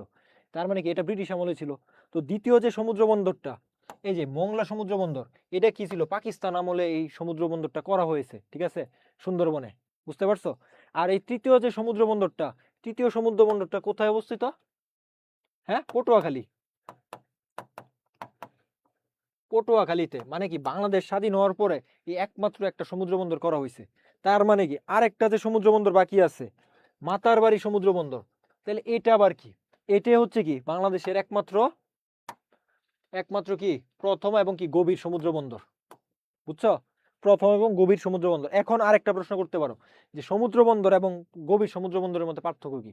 দেখো, জেনারেল যে সমুদ্র বন্দরগুলো আছে, এই চট্টগ্রাম সমুদ্র বন্দর বলো, পায়রা সমুদ্র বন্দর বা মংলা সমুদ্র বন্দর, এগুলো হচ্ছে কি নদীর মোহনাতে কি অনেক পানি থাকে, অনেক গভীর জায়গা, সেখানে এই সমুদ্র বন্দরগুলো করা হয়ে থাকে। কিন্তু এই মাতারবাড়ি সমুদ্র বন্দরটা একদম সরাসরি সমুদ্রের মধ্যে করা হয়েছে। বুঝতে পারছো? এর জন্য এটাকে বলে কি প্রথম একমাত্র গভীর সমুদ্র বন্দর। বুঝতে পারছো? সমুদ্র বন্দর এবং গভীর সমুদ্র বন্দরের মধ্যে পার্থক্য। এখন প্রশ্ন আসতে পারে যে এই সমুদ্র বন্দর কে করে দিতেছে, মানে এই সমুদ্র বন্দর প্রণয়নে কোন দেশ ঋণ প্রদান করছে? কোন দেশ ঋণ প্রদান করছে? এটা হবে কি জাপান। জাপানের জাইকা। ঠিক আছে? মাতারবাড়ি সমুদ্র বন্দরে জাপানের জাইকা কি করছে? ঋণ প্রদান করছে। সো এটা ক্লিয়ার? তো একটা প্রশ্নের ভিতর দেখছো কতগুলো এমসিকিউ? এখান থেকে তোমাদেরকে 4টা 5টা 6টা এমসিকিউ দেওয়া যাবে এই এতটুক কথার ভিতরে আমি যাগুলা মানে আলোচনা করছি।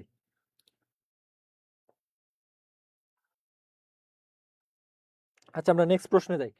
এই যে মাতারবাড়ি সমুদ্র বন্দর, এই যে বন্দরটি কোন জেলায় অবস্থিত? এটা হচ্ছে কি কক্সবাজারে অবস্থিত। হ্যাঁ, কক্সবাজারের কোথায়? মহেশখালীতে। আর বাগেরহাটে হচ্ছে কি মংলা। পটুয়াখালীতে হচ্ছে কি পায়রা। চট্টগ্রামে কি চট্টগ্রাম বন্দর।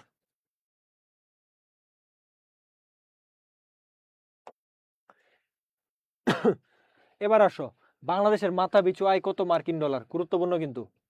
কত মার্কিন ডলার? হ্যাঁ, মাতারবাড়ি সমুদ্র বন্দর, রাইট, কারেক্ট। 3020 মার্কিন ডলার। এটা কিন্তু গুরুত্বপূর্ণ। বাংলাদেশের আহ মাথা পিছু মার্কিন ডলার কত? 3020 মার্কিন ডলার। আচ্ছা দেখো, বাংলাদেশ এলডিসি থেকে বের হবে কবে? এই প্রশ্নটা খুবই খুবই গুরুত্বপূর্ণ। এখানে একটা টুইস্ট আছে। দেখো, আমরা এতদিন জানতাম কি বাংলাদেশ এলডিসি থেকে বের হবে কত? 2026 সালে। কিন্তু বাংলাদেশ কিন্তু দেখা গেছে কি অর্থনৈতিক বিভিন্ন সমীক্ষা করার পর বাংলাদেশ এখনো এলডিসি থেকে বের হওয়ার মতো উপযুক্ত অবস্থায় নাই। বাংলাদেশের অর্থনৈতিক অবস্থা হচ্ছে কি ভঙ্গুর, ফ্রেজাইল অবস্থায় আছে। বুঝতে পারছো? এই জন্য বাংলাদেশ করছে কি আবেদন করছে যে আমরা এখন এলডিসি থেকে বের হওয়ার মতো উপযোগিতা আমাদের মধ্যে নাই, আমাদেরকে কি সময়টা বাড়াইয়া দেন। বুঝতে পারছেন? সময়টা বাড়াইয়া আমাদেরকে 3 বছর পিছান, 29 সাল পর্যন্ত দেন।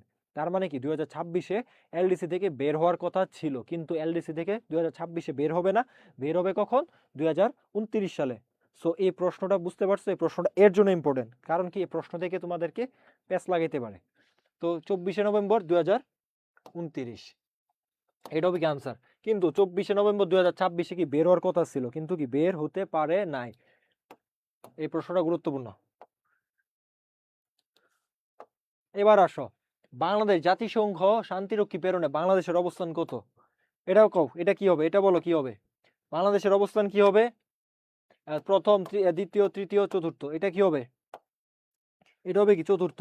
এ পোলাপান, তোমরা কি ঘুমায় টুমায় গেছো নাকি? হ্যাঁ, স্যারও খেলা দেখবে তাই এক্সাম হইব না, আর্জেন্টিনার সাপোর্ট বলে কথা। আচ্ছা আচ্ছা, এই তোমরা একটু মনোযোগ দাও, আমরা ক্লাসের শেষের দিকে আসছি।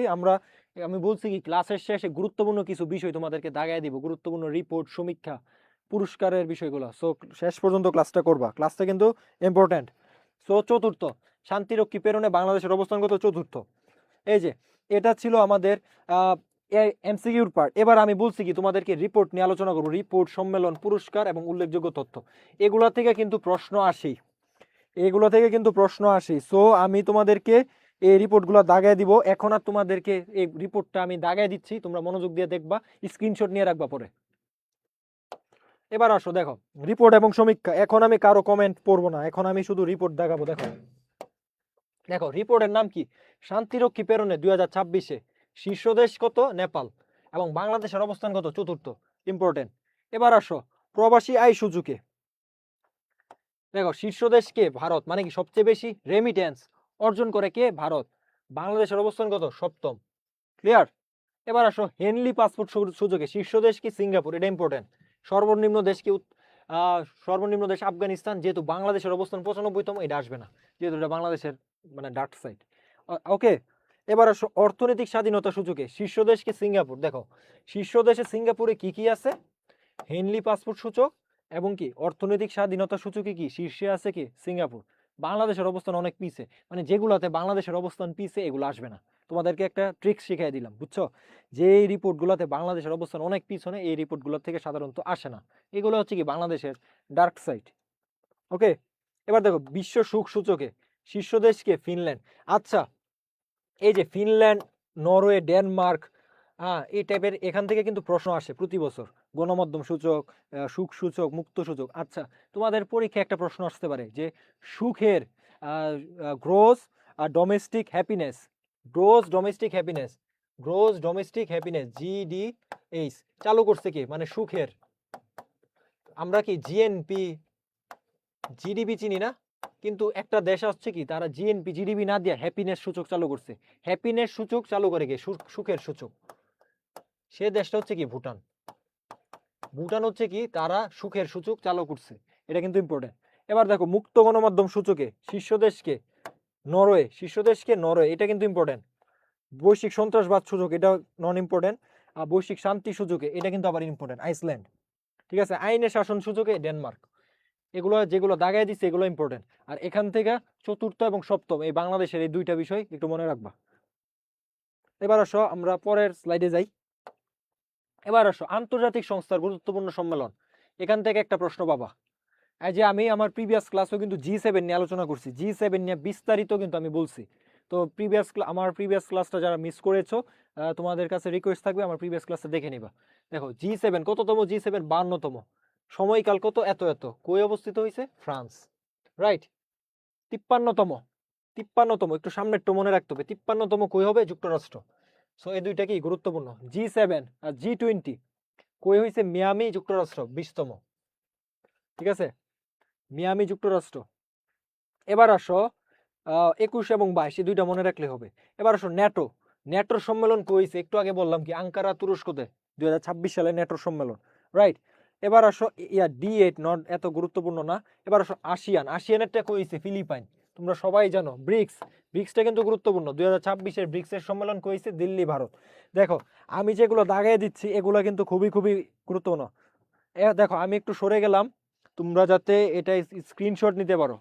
ঠিক আছে, আমি একটু সরে গিয়েছি, স্ক্রিনশট যাতে তোমরা নিতে পারো, এটা ইম্পর্টেন্ট। এই শীর্ষ সম্মেলনগুলো এখান থেকে একটা প্রশ্ন আসবে আসবে। সো আই থিঙ্ক তোমরা সবাই স্ক্রিনশটটা নিয়েছো। এবার আমরা পরের স্লাইডে যাই। এবার দেখো আন্তর্জাতিক বুকার পুরস্কার, পুরস্কার থেকে একটা প্রশ্ন আসি। দেখো আন্তর্জাতিক বুকার পুরস্কার এবার কে জিতছে, দেখো তাইওয়ানের ট্রাভেল, উপন্যাসের নাম তাইওয়ানের ট্রাভেল, লেখককে ইয়াং শুয়াংজি, ইয়াং শুয়াংশি, একজন চাইনিজ নাম আর কি, চাইনিজ ভাষা, ইংরেজি অনুবাদক। দেখো বিশেষ তথ্য, প্রথমবারের মতো চাইনিজ ভাষায় বা ম্যান্ডারিন লেখা কোন উপন্যাস পুরস্কার পেয়েছে। তাই এটা ভেরি ভেরি ইম্পর্টেন্ট। আমাদের দেশে কি করতেছে, Chinese, Japanese, Korean language launch করতেছে। সো প্রথমবারের মতো চাইনিজ ভাষায় লেখা কোনো উপন্যাস আন্তর্জাতিক বুকার পুরস্কার পেয়েছে। সো এটা ভেরি ভেরি ইম্পর্টেন্ট, রাইট। আচ্ছা এটার একটু স্ক্রিনশট নিয়ে রাখো, আমি সরে গেলাম। Okay, I think done. Okay, Pulitzer পুরস্কার, পুলিৎজার পুরস্কারটা কি, সাংবাদিকতার জন্য বিখ্যাত একটা পুরস্কার। দেখো সাংবাদিকতার নোবেল, এই প্রশ্নটাকে কি বলা হয়, মানে এই পুরস্কারকে সাংবাদিকতার নোবেল খ্যাত পুলিৎজার পুরস্কার যুক্তরাষ্ট্র প্রদান করে। ঠিক আছে, পুরস্কার এবছর ঘোষণা করা হয় কি 4 মে 2026। পুরস্কার দেখে কলম্বিয়া ইউনিভার্সিটি থেকে, আমেরিকার। আচ্ছা, সাংবাদিকতা নোবেল খ্যাত পুলিৎজার পুরস্কার যুক্তরাষ্ট্র প্রদান করে। আচ্ছা, এটা দুইবার হইছে। ট্রাম্পের প্রতিশোধমূলক কার্যক্রম, news photography, breaking news photography পুরস্কার লাভ করে কি নিউ ইয়র্ক টাইমস। এখান থেকে এটা ইম্পর্টেন্ট। আচ্ছা আমরা নেক্সট পেজে যাই। এই যে পুলিৎজার পুরস্কার 2026 বিভাগ ভিত্তিক তালিকা। দেখো সাংবাদিকতা, অনুসন্ধানী সাংবাদিকতা কে পাইছে, রয়টার্স পাইছে। রয়টার্স হচ্ছে কি একটা ব্রিটিশ বার্তাবাহকের নাম আর কি, রয়টার্স। রয়টার্স হচ্ছে কি একটা ব্রিটিশ, হ্যাঁ আমি সাইডে গেছি তো। আচ্ছা, যে সাইডটা তোমরা যাইতে পারো নাই, আমি আবার ওই সাইডটা আবার যাব, তোমরা স্ক্রিনশট নিও।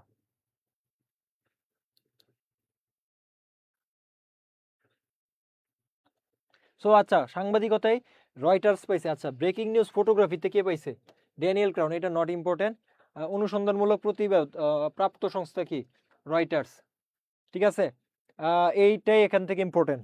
আচ্ছা, আমি একটু সরে গেলাম, স্ক্রিনশট নিও। 1 2 3 আই থিঙ্ক তোমরা এই স্ক্রিনশট নিয়েছো। এবার আচ্ছা, এবার আসো কান চলচ্চিত্র উৎসব। এটা খুবই গুরুত্বপূর্ণ। 12 থেকে 23 মে 2026 কত 79তম কান চলচ্চিত্র উৎসব। এবারে সেরা চলচ্চিত্র কি? স্বর্ণপাম, ফিয়ট। এইটা কি ভাই, ভেরি ভেরি ইম্পর্টেন্ট। কান থেকে একটা প্রশ্ন আসে চলচ্চিত্র জন্য, চলচ্চিত্রের নোবেলও বলা হয় এটাকে। ফিয়ট, স্বর্ণপাম, ফিয়ট, ক্রিশ্চিয়ানো মুঙ্গিও এবং কি রোমানিয়া, এই পুরস্কার মানে এই ইয়াটা, রাইট? এটা কিন্তু ইম্পর্টেন্ট। কারণ 2026 সালে কান চলচ্চিত্র পুরস্কার কে জিতছে? স্বর্ণপাম মুভি, ফিয়ট, রাইট। দ্বিতীয় সর্বোচ্চ পুরস্কার কি? গ্রাপি মিনেটর। ঠিক আছে, পরিচালক গুলো একটু দেখে নিও, পাবেল পাবলিকস্কি। সো বেসিক্যালি আমাদের ইম্পর্টেন্ট হচ্ছে কি সেরা চলচ্চিত্র কোনটা, এটা জানতে পারা। আচ্ছা, আমি একটু সরে গেলাম, তোমরা এই স্লাইডটা একটু স্ক্রিনশট নিয়ে নাও। 1 2 3 I think done. Okay, next দেখো। এবার আসো, অভিনেতা ইমানুয়েল মাকিয়া বেলজিয়াম ও ভ্যালেন্টিনা কোম্পানি ফ্রান্স চলচ্চিত্র অ্যাওয়ার্ড। আচ্ছা, স্বল্পচিত্র। আচ্ছা, তোমরা এই স্লাইডটা একটু দেখে নিও। এখান থেকে আমি মূল ইম্পর্টেন্ট জিনিসটা হচ্ছে কি সেরা চলচ্চিত্র কোনটা, এখান থেকে প্রশ্ন আসে। তারপর আমি এডিশনাল ইনফরমেশন নিয়ে আসছি, তোমরা একটু স্লাইডটা যখন পাবা একটু একটু আই ওয়াশ মানে এট এ গ্ল্যান্স একটু দেখে যাবো জাস্ট। ওকে, এবার আসো তেল গ্যাস প্রতিবেদন, ভেরি ভেরি ইম্পর্টেন্ট এই জায়গাটা। তেল গ্যাস থেকে কিন্তু প্রশ্ন আসবেই। এটা 5 স্টার 7 স্টার দেবো আমি। দেখো, তেল উৎপাদনের শীর্ষ দেশ কোনটা? এই প্রশ্নটা রিসেন্টলি অনেক বেশি আসতেছে। এটা মনে করো 22-23 সালে ঢাকা ইউনিভার্সিটিতে আসছে, 23-24 আসছে, 24-25 সব, মানে নট অনলি ঢাকা ইউনিভার্সিটি, মনে করো বাংলাদেশের সকল পাবলিক বিশ্ববিদ্যালয়, ইভেন তোমাদের আপকামিং সেন্ট্রাল ইউনিভার্সিটি ভর্তি পরীক্ষাও কি এখান থেকে একটা প্রশ্ন আসবেই, তোমরা দেখে নিও। দেখো, তেল উৎপাদনের শীর্ষ দেশকে? যুক্তরাষ্ট্র। কিন্তু গ্যাস উৎপাদন এবং রপ্তানি, রপ্তানি মানে কি সেল করা, শীর্ষ দেশ কি? যুক্তরাষ্ট্র। তার মানে কি আমদানি রপ্তানি শীর্ষ দেশকে? যুক্তরাষ্ট্র। আমদানি প্লাস রপ্তানি শীর্ষ দেশকে? USA, United states of America, right? হ্যাঁ, ক্লাস এখনই শেষ করে দিচ্ছি, এখনই শেষ করে দিব। দেখো, তেল রপ্তানিতে শীর্ষ দেশ, দেখো তেল রপ্তানিতে আবার শীর্ষ দেশকে সৌদি আরব, মানে গ্যাস উৎপাদন এবং গ্যাস রপ্তানিতে শীর্ষ দেশকে যুক্তরাষ্ট্র, কিন্তু তেল রপ্তানিতে শীর্ষ দেশকে সৌদি আরব। এখন আবার তেল আমদানিতে শীর্ষ দেশকে? চীন। এটা এবার ইম্পর্টেন্ট। গ্যাস আমদানিতে শীর্ষ দেশ কি? প্রথম হচ্ছে চীন, দ্বিতীয় হচ্ছে কি জাপান। একটু দেখে রাখো। ওকে, উত্তোলনযোগ্য তেল গ্যাস মজুদের শীর্ষ দেশ কি? ভেনেজুয়েলা। এই স্লাইডটা মোটামুটি পুরোটা ইম্পর্টেন্ট। আমি একটু সরে গেলাম, তোমরা একটু এটা স্ক্রিনশট নিয়ে রাখো। 1 2 3 আই থিঙ্ক তোমরা নিতে পেরেছো। ওকে, আই থিঙ্ক ডান, স্ক্রিনশট ডান। ওকে, এবার আসো, এই যে মধ্যপ্রাচ্যে প্রাকৃতিক গ্যাস উৎপাদনের শীর্ষ দেশ কি? ইরান। কিন্তু রপ্তানিতে আবার কি? কাতার। এটা হচ্ছে কি শুধু মধ্যপ্রাচ্যের ক্ষেত্রে, আরো বেশি স্পেসিফিক হয়ে গেছি। দেখো, স্পেসিফিক প্রশ্ন যদি আসে যে মধ্যপ্রাচ্যে প্রাকৃতিক গ্যাস উৎপাদনের শীর্ষ দেশ কি? ইরান। কিন্তু রপ্তানি করে কে বেশি? রপ্তানি করে কে বেশি? কাতার। খনিজ তেল জ্বালানি হিসেবে শীর্ষে, মানে জ্বালানি ব্যবহারে শীর্ষ দেশ কি? যুক্তরাষ্ট্র। এটা হচ্ছে এডিশনাল তথ্য আর কি। দেখো, 2026 বিশ্বকাপ ফুটবল, বিশ্বকাপ থেকে একটা প্রশ্ন আসবেই, বিশ্বকাপ থেকে একটা প্রশ্ন আসবে। কততম বিশ্বকাপ? 23তম। আয়োজক দেশ কি? 3টি। আমি আমার ফার্স্ট ক্লাসে বিশ্বকাপ নিয়েও কিন্তু আলোচনা করছি অনেকগুলো।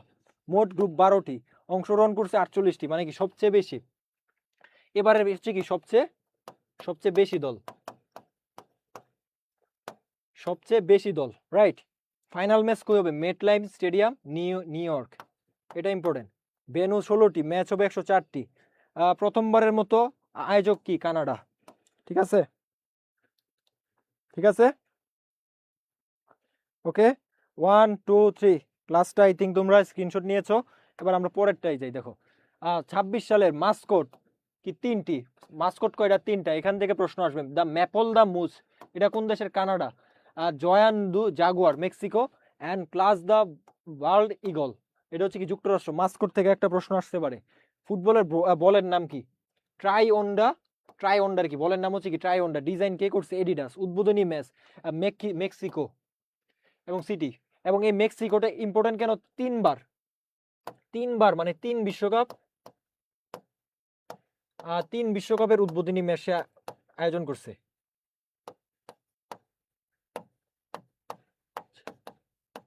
আয়োজক, এর জন্য এই স্টেডিয়ামটা হচ্ছে কি তোমার মেক্সিকোর আজতেকা স্টেডিয়ামটা হচ্ছে কি এর জন্য গুরুত্বপূর্ণ। বলের নাম কি? ট্রাইওন্ডা। 26 সালে সবচেয়ে কম বয়সী খেলোয়াড় গিলবার্ট তোমরা একটু দেখে নিতে পারো। সবচেয়ে বয়স্ক খেলোয়াড় কি? গ্রেগ গর্ডন, 43 বছরের, স্কটল্যান্ডের। আচ্ছা ঠিক আছে, ফিফা কমিটিতে জায়গা পান যেহেতু বাংলাদেশের নাম আছে, 2 বাংলাদেশি মাহমুদা। ও আরেকটা এডিশনাল তথ্য দিয়ে দেয়, সঞ্জয়, বাংলাদেশের সঞ্জয় কি করছে? ফিফার একটা থিম সং গাইছে। ঠিক আছে, এটা একটু তোমরা দেখে যাও। সঞ্জয় ফিফার একটা থিম সং গিয়েছে। ঠিক আছে, বাংলাদেশের সঞ্জয় মানে বাংলাদেশের বংশোদ্ভূত কানাডিয়ান নাগরিক, রাইট? আচ্ছা স্ক্রিনশট নাও এই পেজের। আমি একটু সরে গেলাম। 1 2 3 ডান। ওকে, এবার আসো। ও আরো আছে, দেখো ফিফার 2 জন বাংলাদেশি নারী আছে, দেখো 2 জন। প্রথম হচ্ছে কি জয়া চাকমা, দ্বিতীয় হচ্ছে কি সারাবান তহুরা। আচ্ছা 2026 বিশ্বকাপে প্রতিটি ম্যাচের প্রতি অর্ধে 3 মিনিটের হাইড্রেশন ব্রেক। তোমরা যারা খেলা দেখো সবাই জানো এগুলো, আমার বলার দরকার নাই। ফুটবল কাপে জনসংখ্যার বিচারে ক্ষুদ্র দেশ হিসেবে বিশ্বকাপ খেলার অর্জন করে কি কুরাসাও। এটা ইম্পর্টেন্ট। কুরাসাও একটা ল্যাটিন আমেরিকার একটা ছোট্ট একটা দেশ, ডাচ উপনিবেশ, মানে কি নেদারল্যান্ডের উপনিবেশ আর কি কুরাসাও। ফুটবল বিশ্বকাপে 2026-এর অফিসিয়াল সং দাই দাই, থিম সং দাই দাই, সবাই তোমরা জানো দাই দাই এই সংটা আর কি। ওকে, এই যে মার্কিন প্রেসিডেন্ট কি করছে? 5 ডিসেম্বর 2025 প্রথম ফিফা শান্তি পুরস্কার লাভ করে। ওকে, হ্যাঁ সিলেট ভাষা অনেকটা ঐশী রায়। হ্যাঁ আচ্ছা, নারী তৃতীয় বাংলাদেশ হিসেবে নারী এভারেস্ট, এই এভারেস্ট থেকে একটা প্রশ্ন আসবে। স্যার খেলা স্টার্ট হয়ে গেল। হ্যাঁ এই তো এখনই শেষ, আর 2-3 মিনিট লাগবে। দেখো প্রথম নারী হিসেবে মাউন্ট এভারেস্ট জয় করছে কে? সরি, তৃতীয় নারী হিসেবে নুরুন্নাহার নিন্নি। তিনি এই যে কিছুদিন আগে, কয়েক মাস আগে মাত্র, তিনি কি করছে? এই এভারেস্ট জয় করছে, মানে এভারেস্ট আর কি, মাউন্ট এভারেস্ট। তো প্রশ্ন আসতে পারে বাংলাদেশের তৃতীয় নারী হিসেবে কে এভারেস্ট মানে কে এভারেস্ট জয় করছে? এই প্রশ্নটা কি আসতে পারে নুরুন্নাহার নিম্মি হবে আর কি, রাইট? এই যে এই স্লাইড গুলো তোমরা একটু দেখে নিও, যারা পেয়ে যাবা। প্রথম নারী কে ছিল? নিশাত মজুমদার। এবং দ্বিতীয় নারী কি? ওয়াসফিয়া নাজনীন। এবং তৃতীয় নারী হচ্ছে কি? নুরুন্নাহার নিন্নি। তো স্ক্রিনশটটা একটু নাও, রাইট? Okay next. তো ও আর নাই, শেষ। এই ছিল হচ্ছে কি আমাদের সাম্প্রতিক জিকের তোমাদের সাথে আমাদের মেগা ক্লাস। ইনশাল্লাহ তোমরা যারা আমার প্রথম ক্লাসটি করেছো, আমার প্রথম ক্লাসটি অলরেডি আমাদের সহায়ক ফেসবুক পেজে আছে এবং আমাদের ইউটিউব চ্যানেলে আছে, তোমরা সেখান থেকে দেখতে পারো। অথবা আমরা এই ক্লাসের লিঙ্কটা, মানে আমার প্রথম রিসেন্ট জিকের ক্লাসের লিঙ্কটা আমি আমাদের এই ক্লাসের কমেন্টে আমি পেস্ট করে দিব, কপি পেস্ট, তোমরা সেখান থেকে ক্লাসটা দেখতে পারো। তো তোমরা ইনশাল্লাহ আজকে ক্লাসটি যারা মনোযোগ দিয়ে করবে, ইনশাল্লাহ এখান থেকে খুব ভালো একটা পরিমাণে তোমরা কমন পেতে যাচ্ছ। তো এই ক্লাসটা খুবই খুবই গুরুত্বপূর্ণ এবং বলতে পারো যে রিসেন্ট জিকের জন্য ফাইনাল একটা ক্লাস আর কি এটা। সো তোমাদের জন্য অনেক বেশি শুভকামনা রইল, অনেক দোয়া রইল। ইনশাল্লাহ তোমরা আসন্ন ঢাকা সেন্ট্রাল ইউনিভার্সিটি ভর্তি পরীক্ষার তোমরা কামিয়াবি হবে, সফল কামও হবে এবং তোমরা সকলেই ঢাকা ইউনিভার্সিটি মানে ঢাকা সেন্ট্রাল ইউনিভার্সিটির এজ এ স্টুডেন্ট হিসেবে তোমরা তোমাদের পরিবারের কাছে, সমাজের কাছে নিজেদেরকে ফ্লোরিশ করতে পারবা। তো আজকের ক্লাস এই পর্যন্তই ছিল। তো যদি কোনো প্রশ্ন থাকে, ফার্দার কোনো প্রশ্ন থাকলে কমেন্ট করবা, আমরা ইনশাল্লাহ কমেন্টে তোমাদের প্রশ্নের উত্তরগুলো দেওয়ার ট্রাই করব। সো সবাই ভালো থাকবে, তোমাদের জন্য অনেক দোয়া রইল। আল্লাহ হাফেজ।